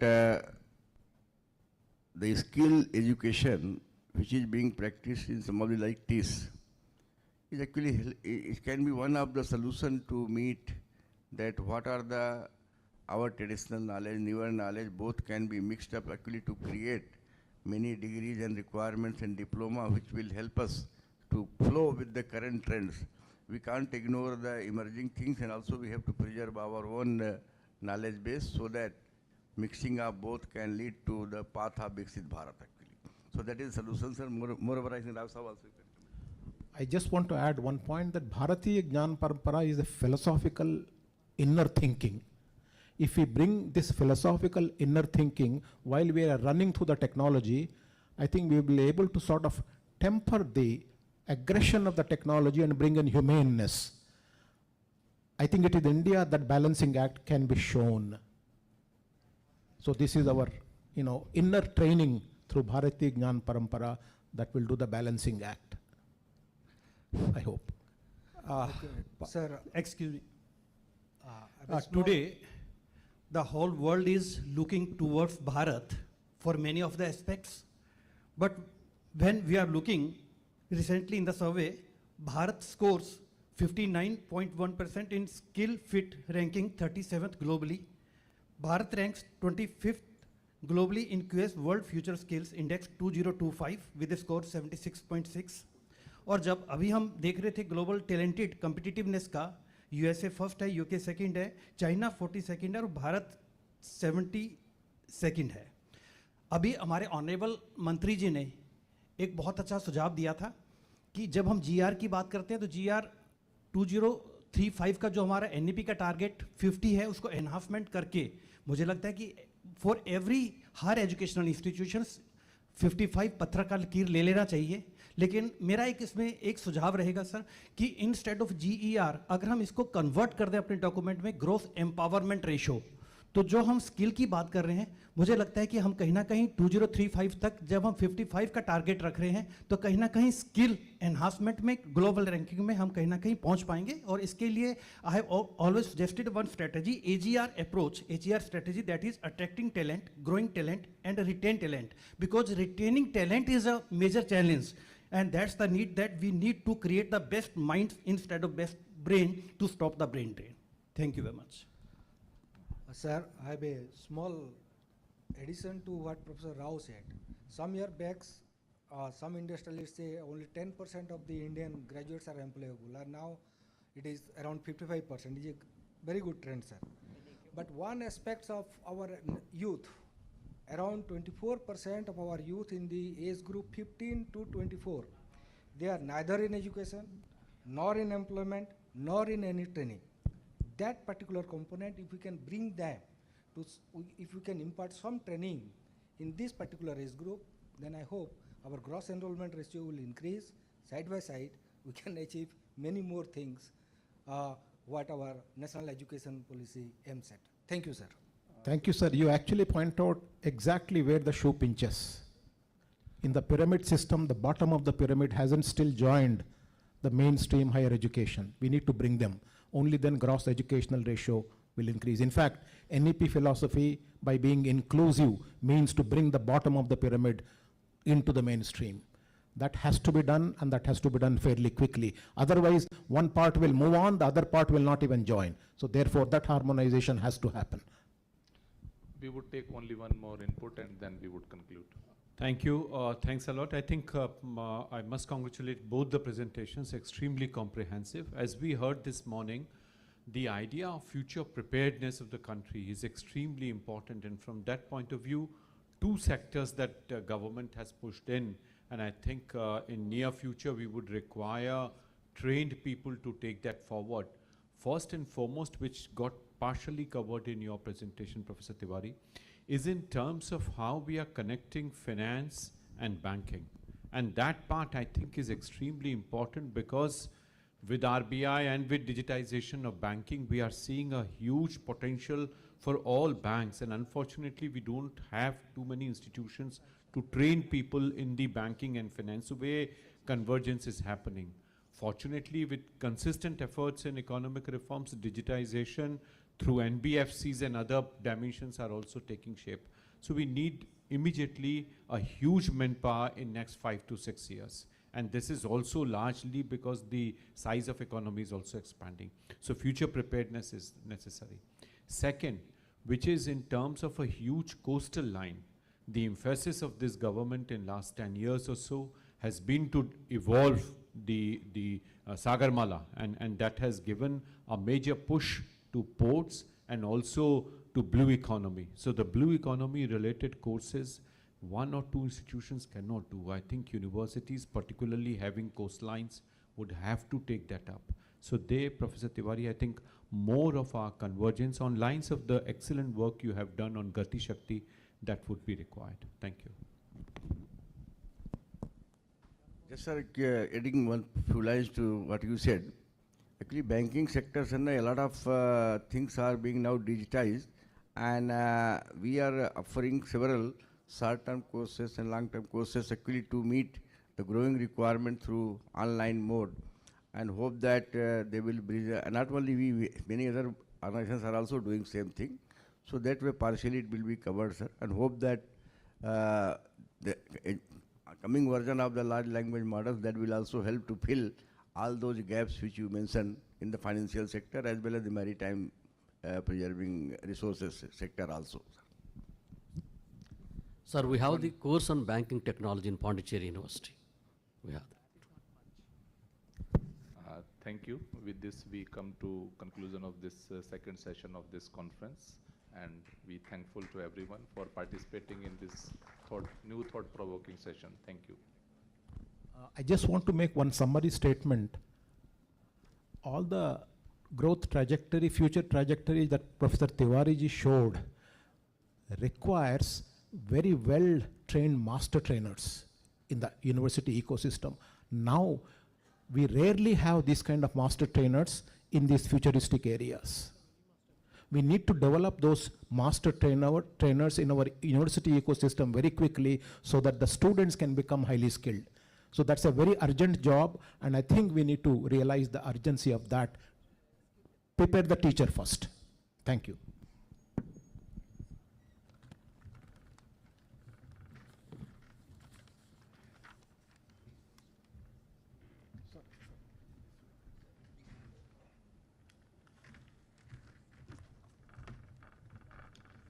Thank you very much, Deepak Bhattji, for steering the deliberation of the session. And we are also very thankful to the contributor of the group 2 for the future of work. And friends, we are heading toward the organization of the third thematic session, which is based on digital education, SWAYAM, SWAYAM Plus, APAR with focus on credit transfer. And we have 5 universities for this session. IGNU, and IGNU is also coordinator of this session, Central University of Kashmir, Central University of Kerala, Manipur University, and Nagaland University. So I would like to invite Professor Uma Kanjilal, Professor A. Rabindranath, Professor Sidhu P. Algur, Professor N. Lokendra Singh, and Professor Jagdish Kumar Patnaik on the stage for the third thematic session. And I also invite Dr. Diksha Rajput, Joint Secretary, University Grant Commission, for steering the deliberation of the session. Thank you. Over to you. Thank you so much. Namaste and a very good afternoon to all of you. To take this third thematic session forward, we are indeed privileged to have a visionary academic leader amongst us who is the expert for today's session, Professor Anil Sahasrabudhe, a name which is synonymous with promoting the use of technology in education and fostering a culture of innovation in higher education institutions. And more importantly, Seswade sir has been a key contributor in the conceptualization and initiation of SWAYAM, SWAYAM Prabha, and APAR earlier. And sir, as we all know, is the chairman of National Educational Technology Forum, NBA, and also the executive committee of NAC. And in addition to sir, we also have, this session will draw upon the collective wisdom of vice chancellors from central universities who are seated here on the dais. And over a period of the last 20 days, we have the entire central, this group has deliberated extensively on this theme, or digital education, and provided valuable inputs. They've shared their best practices, highlighted challenges in the implementation of digital education in central universities, and the credit transfer mechanisms. So without wasting any more time, I would request Professor Anil Seswade sir to make the presentation, and later on we'll request Professor Uma Kanjilal ma'am, who's the coordinating VC of the CU group. She will join in later. Thank you. सभी को गुरु पूर्णिमा की शुभेच्छाएं। माननीय शिक्षा मंत्री जी, इस Gujarat university के chancellor, हमारे ministry के सचिव तथा यहाँ पधारे हुए सारे सेंट्रल यूनिवर्सिटीज़ के वाइस चांसलर्स, और हमारे ग्रुप में professor Uma Kanjilal, professor Ravindranath, professor Siddhu Algur, professor Lokendra Nath और प्रोफेसर जगदीश पटनायक, इन सब लोगों ने मिलकर डिजिटल एजुकेशन स्वयं, स्वयं प्लस, अपार, इसके ऊपर चर्चा करते हुए एक पावर पॉइंट प्रेजेंटेशन बनाया हुआ था। ये सेशन मुझे लेना नहीं था, हमारे कार्यक्रम में कोई बदलाव होने की वजह से मैं इसमें कुछ चीज़ों को बताना चाहूँगा। सर्वप्रथम जब हम नेशनल एजुकेशन पॉलिसी की बात करते हैं तो there are 5 important pillars about which we talk about: access, equity, quality, accountability and affordability. और ये यदि पांचों को ठीक तरह से चलाना है, और जैसे कि NEP में जैसे बताया गया 50% या 55% तक यदि ग्रॉस एनरोलमेंट रेशो को बढ़ा के ले जाना है, तो हमको कुछ प्रॉप्स की ज़रूरत है। तो इस प्रीवियस 2 सेशंस में, जिसमें हमने नेशनल क्रेडिट फ्रेमवर्क की बात की, उसके बाद फ्यूचर ऑफ एजुकेशन की बात की, ये दोनों में भी जो ज़रूरत पड़ने वाली है वो है हमारे teacher education. This is one important aspect, उनका प्रिपरेशन होना बहुत ज़रूरी है। हमको डिजिटल एजुकेशन और ऑनलाइन एजुकेशन का सहारा लेना पड़ेगा, वो दूसरा प्रॉप है। तीसरा प्रॉप है मल्टीलिंगुअलिज्म, इम्पॉर्टेंट है। अपनी अपनी मातृभाषाओं में भी उच्च शिक्षा को देने की कैसे हम उसे बढ़ावा दे सकते हैं, उसकी बात करना बहुत ज़रूरी है। उसके अलावा भारतीय ज्ञान परंपरा का भी विषय है, इसको भी कैसे हम जोड़ सकते हैं। सारी चीज़ों के लिए डिजिटल एजुकेशन स्वयं, स्वयं प्लस ये महत्वपूर्ण बात है। NEP में जो एम्फेसिस किया गया उसमें सेक्शन 24 में कैसे हम dedicated online and digital education को बढ़ावा देना चाहिए, इसके बारे में कहा गया। और हमने जो प्लेटफॉर्म NEP आने के पहले से ही तैयार किया हुआ था वो है स्वयं platform, which is an open system which has been made available to the public at large from 2017-18 onwards itself. तो इसमें focus on developing engaging E content ज़्यादा नहीं है। It is sort of offline है, कभी भी आप उसको एनी टाइम लर्निंग कर सकते हो, लेकिन स्टूडेंट के साथ स्ट्रॉन्ग एंगेजमेंट जो क्लासरूम में होता है वो होने के लिए इसमें कुछ ना कुछ बदलाव करना चाहिए, ऐसा भी इसमें सुझाव है। जैसे कि गेम्स हो, सिमुलेशंस हो, जब हम क्लास कर रहे हैं तब उसके साथ साथ ये सब ऑगमेंटेड रियलिटी, वर्चुअल रियलिटी, इनको भी ऐड किया जाए तो कंटेंट इंटरेस्टिंग होगा, तब छात्रों का ध्यान उसमें चले जाएगा। कैपेसिटी बिल्डिंग ऑफ टीचर्स, मैंने कहा one of the important props है। तो डिजिटल माध्यम से हम सारे 15 लाख हायर एजुकेशन टीचर्स के साथ कैसे जुड़ सकते हैं, उनको NEP के बारे में कैसे समझा सकते हैं। Malaviya mission teacher training centres के थ्रू हम जो प्रयोग कर रहे हैं, सबको फिजिकल बुलाना आसान नहीं है, खर्चा भी ज़्यादा है और लॉजिस्टिक्स जो हम गति शक्ति की बात कर रहे थे, तो उसमें गति लाने में हमको ऑनलाइन मोड और डिजिटल मोड काफ़ी तक अच्छा कार्य कर सकता है। Support on online assessments also, हमारी जो असेसमेंट सिस्टम है उसमें भी बदलाव करते हुए कैसे हम ऑनलाइन असेसमेंट का उपयोग कर सकते हैं, ताकि स्टूडेंट ने क्या क्या समझ लिया है, कितना समझा है, उसको और क्या देना चाहिए, इसका एआई के माध्यम से एनालाइज करने के बाद इंडिविजुअल या पर्सनलाइज्ड लर्निंग के लिए कैसे उपयोग किया जा सकता है। ये सारी चीज़ें इनडायरेक्टली डायरेक्टली ये इम्प्लीकेशंस ऑफ टेक्नोलॉजी की है, इसलिए टेक्नोलॉजी इंटीग्रेशन बहुत महत्वपूर्ण है। हमने स्वयं के बारे में बात करें तो मैं थोड़ा स्टैटिस्टिक्स देना चाहूँगा। स्वयं में ऐसा प्लेटफॉर्म है जहां आपको कोर्स को करने के लिए कोई फ़ी नहीं है। It is a free platform available. सारे कोर्सेज जो 4000 के ऊपर अभी कोर्सेज हैं अलग अलग डिसिप्लिन में, इसको आप अपने आप जब चाहिए तब आप उसको ज्वाइन कर सकते हो और उसमें से आप सीख सकते हो। लेकिन यदि परीक्षा देना है और सर्टिफिकेट लेना है तो एक छोटी फ़ी है, परीक्षा ली जाती है, परीक्षा के बाद आपको क्रेडिट भी दिया जाता है। उसके अलावा सर्टिफिकेट आपको उसको अपने यूनिवर्सिटी में क्रेडिटाइजेशन लिए करना है तो उसके लिए भी प्रोविज़न है, वो भी आप इस्तेमाल कर सकते हो। और यहाँ काफ़ी स्किल बेस्ड कोर्सेज को भी ऐड करने की कोशिश की गई है। और ये पूरा का पूरा जो पोर्टल बना है उसमें जो 4000 कोर्सेज है, इनको हमारे नेशनल करिकुलम फ्रेमवर्क और नेशनल क्रेडिट फ्रेमवर्क के साथ अलाइनमेंट पूरी तरह से नहीं है, उसको करने की ज़रूरत है। यानी हर कोर्स जो 4000 कोर्सेज है वो कौन से लेवल के हैं और वो कितने क्रेडिट के हैं, ये दोनों जब पता चल जाएगा तो छात्रों के लिए काफ़ी सुविधा होगी कि मुझे इसमें से कौन से कोर्स करने हैं। जो हम स्टूडेंट सेंट्रिक अप्रोच की बात कर रहे हैं तो स्टूडेंट को इसका चॉइस होना चाहिए, और वो चॉइस लेने के बाद अपने अपने यूनिवर्सिटीज़ में ऐसे कोर्स करने के बाद और उसमें से एग्जामिनेशन लेने के बाद जब क्रेडिट अर्न करते हैं तो उसको अपने यूनिवर्सिटी के ट्रांसक्रिप्ट में लेने के लिए सुविधा करने की एपीआई के थ्रू व्यवस्था अपने अपने यूनिवर्सिटी में भी करने की ज़रूरत है।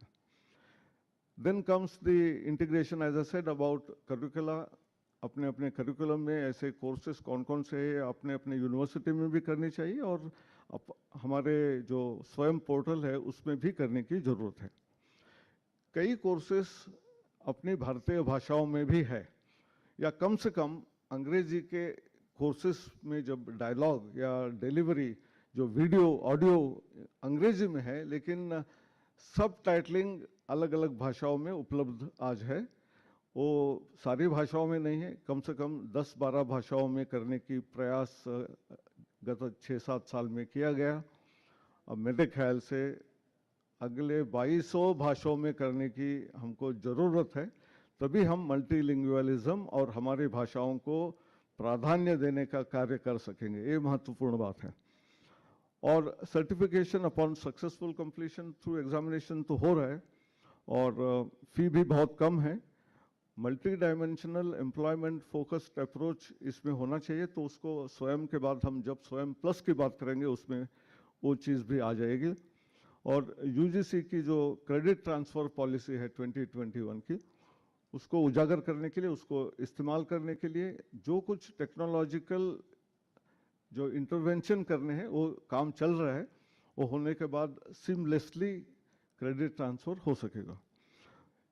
लेकिन जो हम बाद में स्टैटिस्टिक्स देखेंगे कि कितने छात्रों ने इसका उपयोग कर रहे हैं, तो हमको ध्यान में आएगा कि अभी भी जितना पॉपुलर होना चाहिए उतना नहीं हुआ है।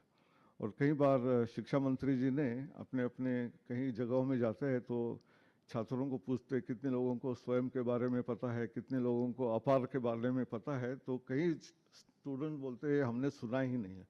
तो इसलिए सभी एटलीस्ट सेंट्रल यूनिवर्सिटीज़ में जो हम आईआईटी ने एक लोकल चैप्टर्स का सिंबॉलिक वे में अपने अपने जगहों में उसको प्रमोट करने के लिए किया हुआ है, वो इस्टेब्लिश करने की बहुत निरंतर आवश्यकता है। उसके बाद जो टॉप परफॉर्मिंग इंस्टीट्यूट्स है उसके बारे में थोड़ा सा स्टैटिस्टिक्स दिखाना चाह रहे हैं। 31 central universities have already facilitated credit transfer for their students, whereas 10 central universities are yet to make statutory provisions, and some others are yet to move in that direction. And some of the best performing universities, I'm not talking about IGNO, madam is there, she will talk about, because it's basically distance education, online education university, and therefore that is not shown here. Other central universities who have been performing very well are Banaras Hindu University with large number of students taking the benefit of SWAYAM, 20,432.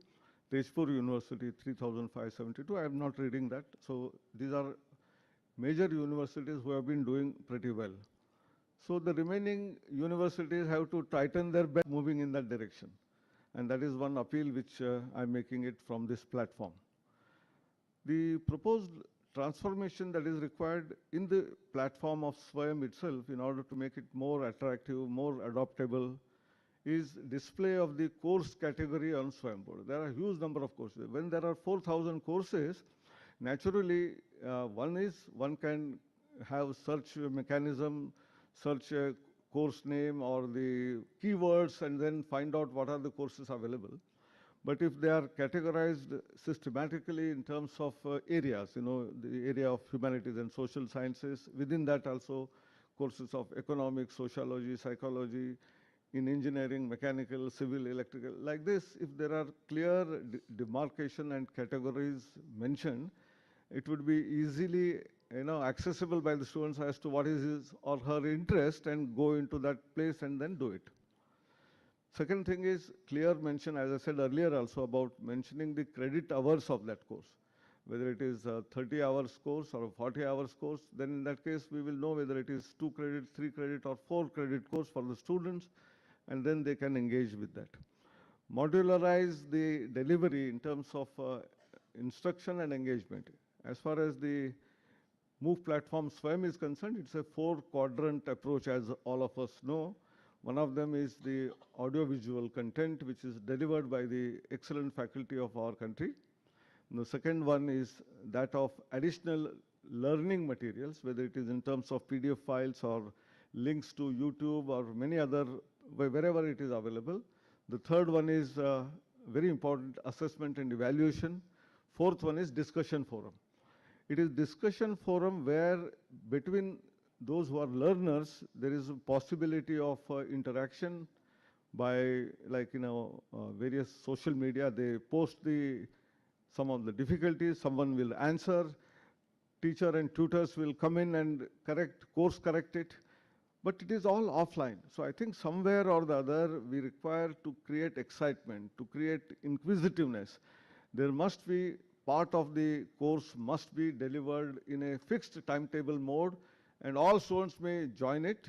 The teacher may not see their faces, but nevertheless, a student will be able to understand much better when teacher is interacting with the student. And then a student may query, raise the hand, some interesting content, as I said, part of that being some tests in between, AR, VR, asking some queries, animations. If they are shown, rather than one-way traffic of lecturing, the content will become more standardized and more interesting. So that is an attempt which is being done. I will come to Guru Setu committee, which has been looking into this aspect as well.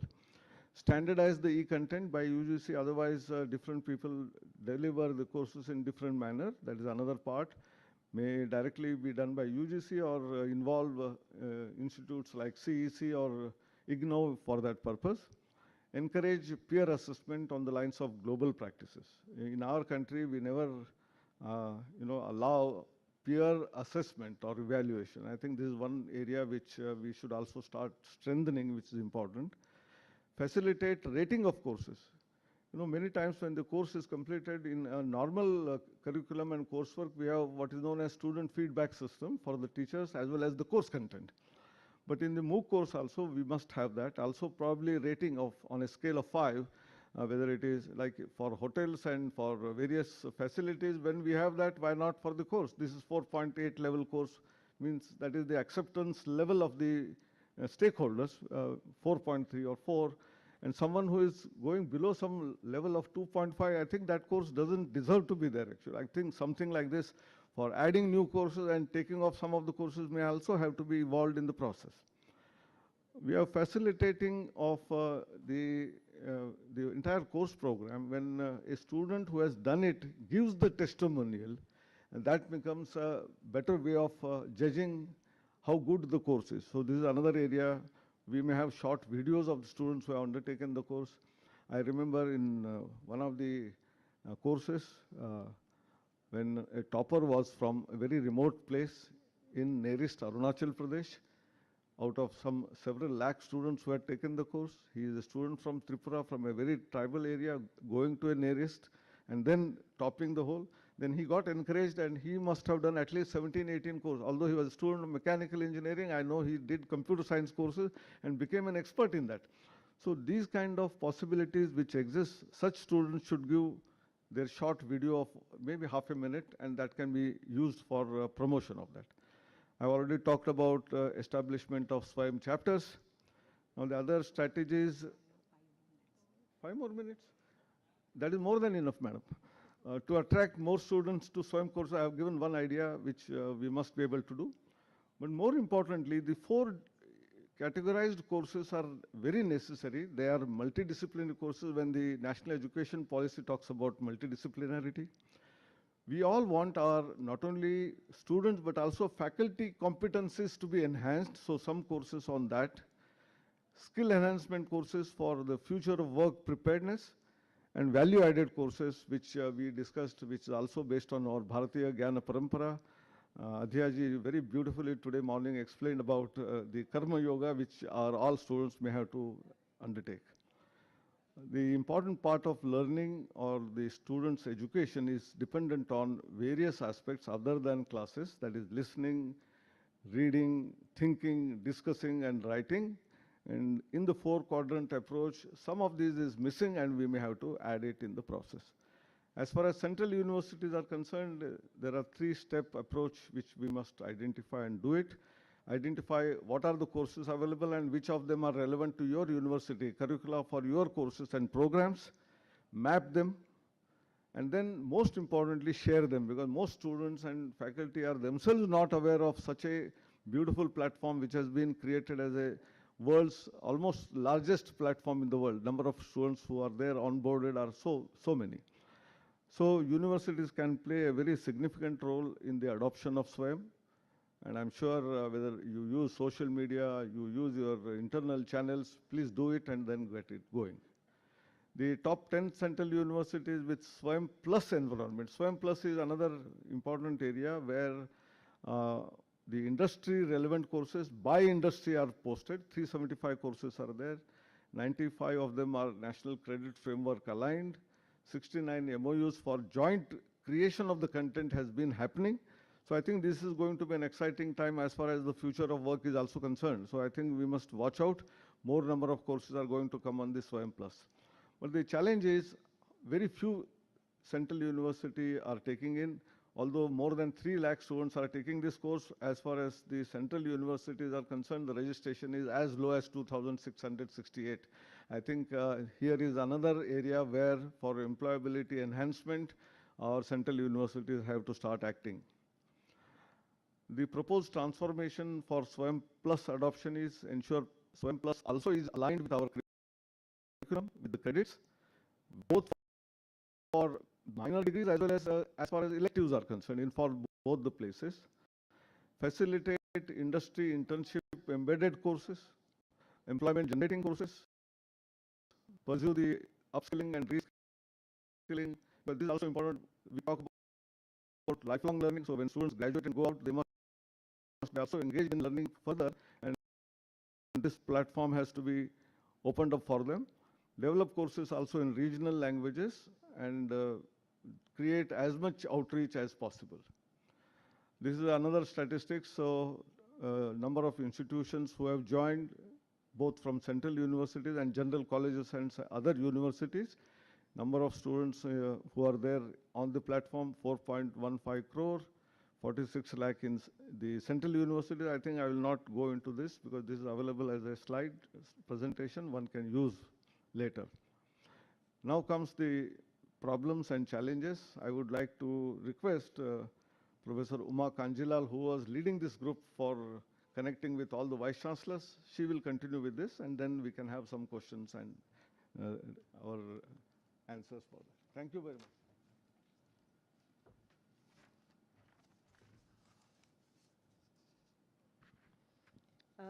Thank you, Professor Sahasrabudhe.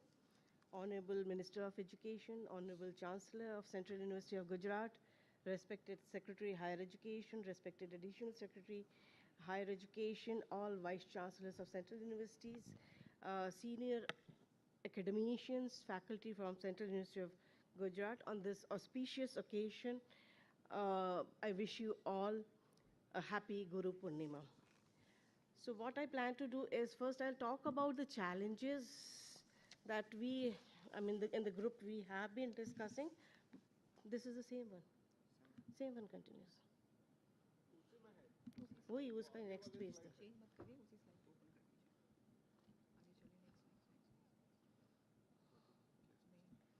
नहीं 11. Next. I'll take care. I'll take care. Presentation mode.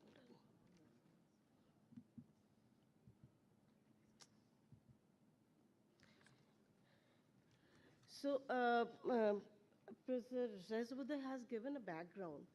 So we discussed in the group, so major challenges, and this challenge is actually not from the group.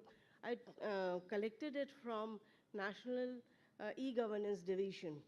What problem is arising, why, adoption of ABC or APAR is not happening, that they have actually pointed out. What needs to be looked into is, I think, the whole process needs to be institutionalized. In the university level, we need to have the policies in place and a nodal person who can handle it, directly coordinate with NHED. We need to standardize our formats for certification or credentials that we provide, whether it is in terms of the degree program or the transcript that is there. I think that needs to match with the requirement of DigiLocker, which is not happening, and it's a cumbersome task. I think all the universities need to get together, work, and get into the process of converting into the standardized process that is there. Another important thing is we need to put our technical infrastructure in places where actually API integration should be there. It should be actually basically linking. Most of us are on the Samarth portal, so it should actually help us in providing real-time data and exchange of data. Then only it will be useful. Also, I think data sharing is not happening, and the major concern is this awareness is not there among the faculty or the staff in the institutions. I think that's something very important, and also at the student level, this awareness is missing. So proposed transformation, as I mentioned, I think APAR ID should be made mandatory. Direct integration with Samarth should be there, and it should be actually integrated with the complete learner life cycle that is there. So, data synchronization should be put in place, awareness campaign should be put in place, alignment of APAR with institutional learning management systems and ERP platforms, that's very important, and stringent data privacy measures to be adopted to protect student information. Now, before we go forward to this, looking into the short-term goals and long-term goals, the way forward that we go into, I think we need to actually introspect. We have glorified numbers, but adoption is not happening. What is the problem that we need to look into? I think we need to change our approach. What at the moment we are doing is our approach is just in case. We are developing courses thinking that it will be useful for the learners. I think we need to change that approach, and we need to move on to just-in-time kind of an approach, keeping in mind what the industry needs, what the learners are requiring, and I think for this, I think there needs to be a need assessment done first to see, understand what are the actual requirements and how we go about. This is very important. If you look into the number of courses that are there, 90% of the courses are in the area of science and technology. Humanities, social sciences, practically not there. And we did some exercise of mapping of courses, and we found at the NMEICT level it was done. We found that 80% of the courses do not match with national curriculum framework. Whatever had been developed earlier, they were based on the CBCS curriculum. Now we need to move on to the 4-year undergraduate program framework. I think that's a massive task. So how do we go about?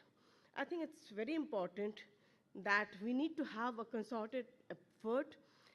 The way NPTEL has been working, a consortium of IITs and ISC working together, I think it's high time all the central universities, we get together, have a consortium in place, and target to develop humanities and social sciences courses, which is the need of the hour. That's the most important thing. Already Professor Subudhe mentioned about categorization is missing. Metadata needs to be enhanced for, to actually facilitate the learners to search for appropriate courses. That's very, very important. Another thing we should think on, are we just for SWAYAM or SWAYAM Plus being used as micro-credential courses, just as add-on courses, or are we going to think in terms of completely integrating with the curriculum at national curriculum level, in fact? So in that case, I think we will require to work together, map together, and see how best, and categorization will play a very important role. Now I'll just move on to the short-term goals that we need to look into. I think it's very important that we fix, there are some technical issues, glitches are there which need, on the SWAYAM portal that needs to be looked into. Expand the availability of multilingual content. Process started long back, but the process is very slow. I think we need to target this in a big way. Use AI tools for assessment and personalized learning. SWAYAM Plus courses to be aligned with the semester systems of central universities. At the moment, it's not there. I think that's one area we should target. Streamline the process of online credit transfers by integrating it with ABC and APAR. Central universities need to restructure curriculum to integrate 40% of SWAYAM and SWAYAM Plus courses, course credit per semester. I think this is not happening, and individual universities need to work towards that. That's very important. And establish efficient grievance redressal system, in fact. Further, create local chapters in all central universities. I think the local chapters work should not be just limited to building awareness. I think they need to be facilitators. If we need to reach the last mile, we need to facilitate the learners. I think that's where, in fact, facilitating the learners is going to be a major challenge, and I think this SWAYAM chapters can play a very important role. Already I mentioned about mapping, I will not go into it. We need to foster academia industry co-creation, which is not happening. We have on the SWAYAM Plus, but on the SWAYAM also portal, we need to see how best we can go in for that. Perhaps we need to think in terms of also adopting blockchain technology for implementation of SWAYAM, SWAYAM Plus, and APAR for seamless credit transfer, which is not happening at the moment. We need to build mass-scale programs to be conducted for administrators, faculty, staff, and students, and central universities level at national and institutional level. I think that's very, very important, which we need to look into. I'll just run through the long-term goals that are there. First and foremost, I think it's almost 8 years that the SWAYAM portal has been built in. I think we have adopted the 4-quadrant approach, which is more kind of a flipped classroom situation. I think we need to go deeper. To engage our learners, I think we need to look into more tools and other facilities need to be added on the SWAYAM portal. So that we are state-of-the-art technology is adopted and AI-based tools are also put in. As I mentioned earlier, in case of short-term goals, I think the long-term goal should be translating all the courses that are available on SWAYAM into 22 scheduled languages. Metadata to be expanded, already mentioned about it. Most important thing is we need to have infrastructure in place in the central universities. One and most important thing is, do we really have studios and multimedia labs? We are already talking about AVGC-based content, that is animations, visual effect, gaming, comic. But do we have such kind of a infrastructure in the central universities? I think it's very important that we have in place in all the central universities this kind of a facility. And also I think we should go beyond that, thinking in terms of integrating AR, VR, mixed reality labs to be put in place. And also work towards establishing formal industry academy certification pathways, where especially we are talking about vocational education and skill-based education.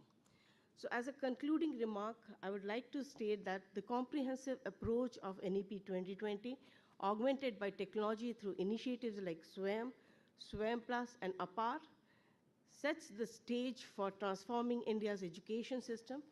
The strategic implementation of these measures aims to foster an equitable and high-quality educational environment that prepares students for future challenges in rapidly evolving world. I think this will pave the way for the establishment of a robust National Digital University envisaged by the Ministry of Education, Government of India. Thank you very much. Thank you so much, Anil Seshabudde sir and Oma Madam, for this insightful presentation. Maybe we could have a round of applause for both of them. Thanks. So we still have 7 minutes left. So Banwal sir has, I think, said that we could take a few, the Vice Chancellors on the dais who are a part of the team. Sir, would any of you want to make any observations? But you'll have only 2 minutes and then we'll take the questions from the audience. Are you sure? Anyone? Okay. So any questions from the audience, please? Yes, I have a question. This is regarding... Sir, please introduce yourself, though of course I know. Yeah. Professor Bhalerao from Central University of Rajasthan. Yeah, my name is Professor Anand Bhalerao, Vice Chancellor, Central University of Rajasthan. We have revised our entire curriculum according to the National Credit Framework. And in that one, when we go for the implementation of these SWAYAM courses, we are facing the two problems. Of course, in presentation, I have seen that problems mentioned you also. The one problem is credits are not matching. When we go for the 40 credits per year and we go for the SWAYAM courses, the credits are different and it becomes difficult. That's a very great problem. Another problem is that we have another constraint in the university administration. The results should be declared within the 10 or 15 days of time after the examination. These SWAYAM courses results are declared after 6 months, 3 months, 4 months, and it becomes difficult for us to declare the results. Of course, we have found out some solution for that one, but that's not a good or permanent solution. So how can we address these two issues? These are very two important issues for this.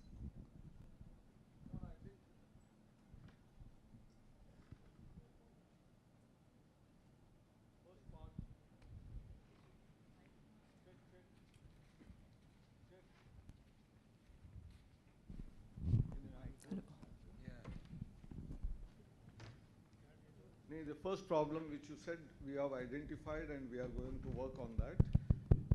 We request all the faculty who have created MOOC course to tell about how much hours of learning it takes. National Credit Framework very clearly says 30 hours of learning is equivalent to 1 credit. In IIT system, we used to have 1 lecture per hour per week is 1 credit, and therefore it was about 14-15 hours, week semester. So 15 hours of lecturing was there, but 15 hours of additional learning students anyway undertakes. So 30 hours of learning is equivalent to 1 credit. So we should map it, announce it that every course is, whether it is a 2 credit course or a 3 credit course, so it becomes easier for universities to adopt and link it with their own curriculum. Second part which you said is about delay, because if nationally about 1 lakh students take that particular course, whose examination is to be held. Naturally, IIT Madras or NPTEL has itself no wherewithal. They depend upon various universities, colleges, centers where the examination is held. The universities themselves have their own calendar of examination. I think therefore a national academic calendar is also very important. If SWAYAM announces its calendar in advance, all universities should not have any calendar during that time, So and such kind of small transformations and working together, if it happens, I think this problem can be solved. Secondly, SWAYAM never says that all the students should take the exam. They can learn from this material, and respective universities can conduct their examination in their normal examination schedule and award the credits. Even that is possible. I think these are various possible solutions which we must do it in the current year. Only then more engagement in SWAYAM will start taking place. Thank you. Sir, Yes, may I ask, this is Vice Chancellor Aligarh Muslim University, sir. So we have already launched 75 courses, SWAYAM MOOC courses, and out of that, earlier we were not allowed to hold examination, but presently we are allowed to hold examinations. So 15,000 students have already got certificates from us, but we are depending on IIT Madras for the multimedia labs and all. We don't have that, but presently we have registration of more than 1 lakh students in Aligarh Muslim University in the SWAYAM MOOC courses.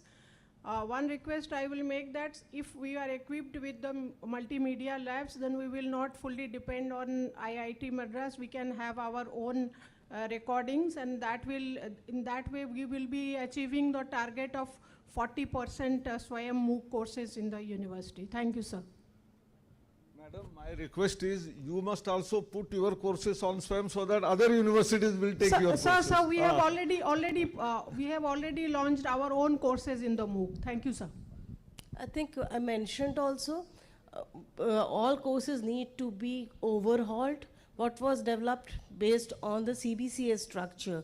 So I think that's why our proposal is that we have Central University Consortium where we all get together. So all the issues that are coming of credit mapping and all those will be solved.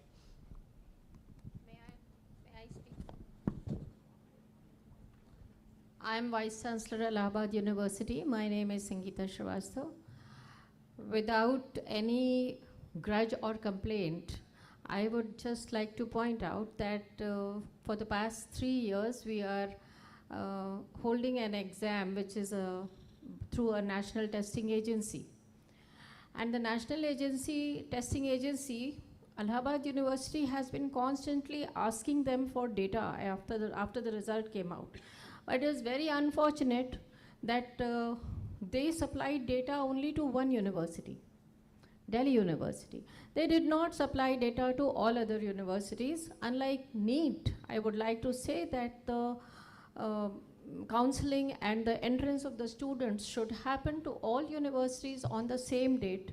A date should be specified for counseling and it should happen. How can any agency become so powerful that we continue to write emails to them and they don't supply the ground data? And secondly, the Samarth portal also has some hiccups. It's not able to function as efficiently as it should. For our PG admissions, we have been trying for the past 1 week. We could Madam, not. there is a separate session of Samarth in the afternoon. Ma'am, there's a separate session on Samarth. So Samarth is not also able to function properly, and there are hiccups, and I understand that there would be hiccups because it has started. Initially, there must be some teething problems, but then the university should be informed, and accordingly the universities can take a call on taking the admissions of PG students, because the session is getting delayed. Thank you, ma'am. Thank you very much. Ma'am, we have noted your concern. Okay. This is the last question, sir. No, I have one, please. Then. Yeah, Rao, sir, please.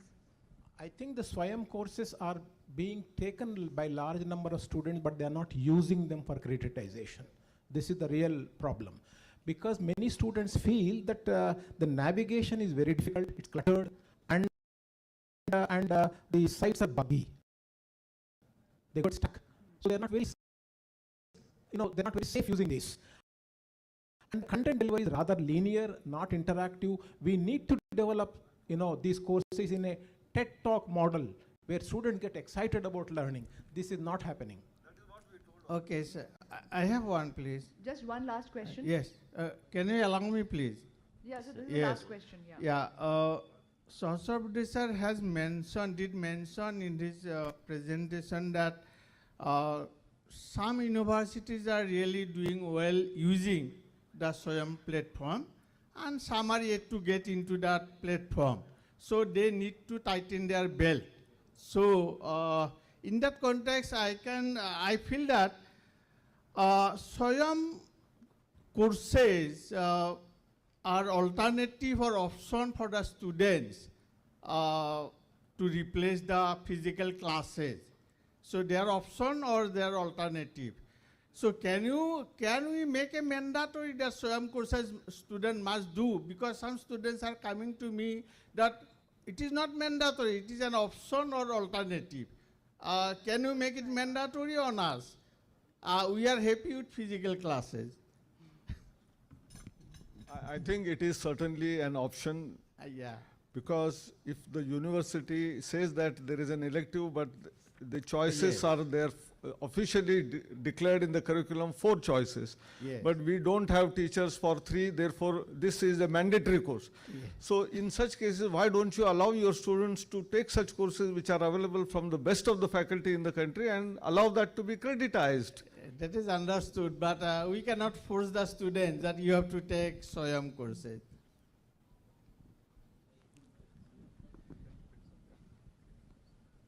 Right, sir. Thank you. एक जी sir. देखिए अभी एक सुझाव आई है, हमें Chennai IIT की ecosystem पे उनके मैकेनिज्म पे डिपेंड नहीं करना है, हम अपना भी कर सकते हैं। अभी राव साहब एक अपना सुझाव देते हुए कहा कि हर एक यूनिवर्सिटी विशेष करके 20 स्कूल अपना टेड टॉक करवाते हैं। अभी जब स्वयं के बारे में सोचा गया होगा, ये 20 साल पहले की बात है, तब टेक्नोलॉजी और उस समय की सुविधा इतना नहीं होगी। अभी उसके लिए कोई यूनिवर्सिटी की आवश्यकता नहीं है, अपने क्लासरूम में उसी को रिकॉर्ड करके अच्छा लेक्चर होगा तो अपना ही इंस्टीट्यूट की वेबसाइट पे आप डालिए, अगर उसमें अच्छा अट्रैक्शन होगा, पढ़ाने के तरीके अच्छे होंगे तो लोग उसको देखेंगे ही। धीरे धीरे ये पॉपुलेट होगा, धीरे धीरे एनरिच होगा, तो वह आगे बढ़ेगा। ये एक दूसरी कई वाइस चांसलर पहले भी पूछते हैं, यहाँ भी इस बार चर्चा में 1-2 बार आए कि यूजीसी ने कहा है कि 40% ऑनलाइन कोर्स कर सकते हैं। ये यूजीसी के नाम पे आप आपकी यूनिवर्सिटी में जो स्वतंत्रता है उसको आप खुद छोड़ना चाहते हो या नहीं करना चाहते हो। मैं मेरे स्वभाव के व्यक्ति तो मैं कहूँ तो आप नहीं करना चाहते हो, आप यूजीसी के नाम पे आप एक बहाना ढूंढते हो। दिल्ली यूनिवर्सिटी में भी नहीं किया, अपना एक पॉलिटिक्स है उसकी बीच आपके ऊपर।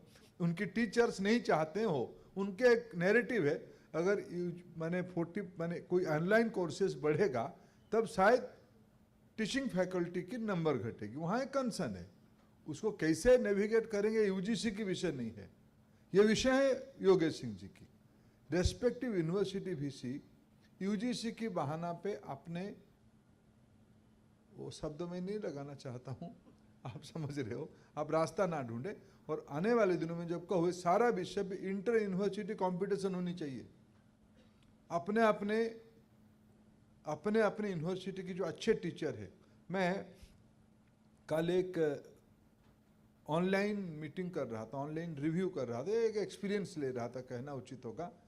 एक जो पीएमआरएफ की एक फेलो से उनकी रिसर्च पेपर के बारे में मैं समझ रहा था। एक शायद वो आईआईटी मद्रास के साथ है, वो लड़की आईआईटी मद्रास के साथ है। उन्होंने कम्युनिकेशन की नया मॉडल्स बनाई है, एक्सपीरियंशियल लर्निंग की नया मॉडल बनाई है। हर एक यूनिवर्सिटी में इस प्रकार की टैलेंट है, आप उसको यूज करिए।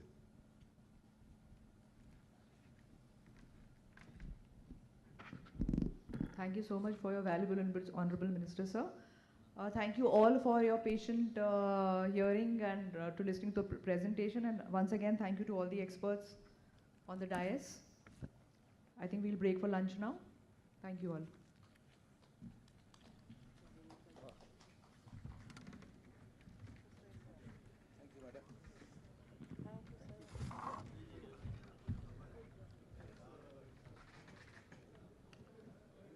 Dear all, we are breaking here for lunch and again assemble here sharply at 2:20 p.m. for the next academic delegation.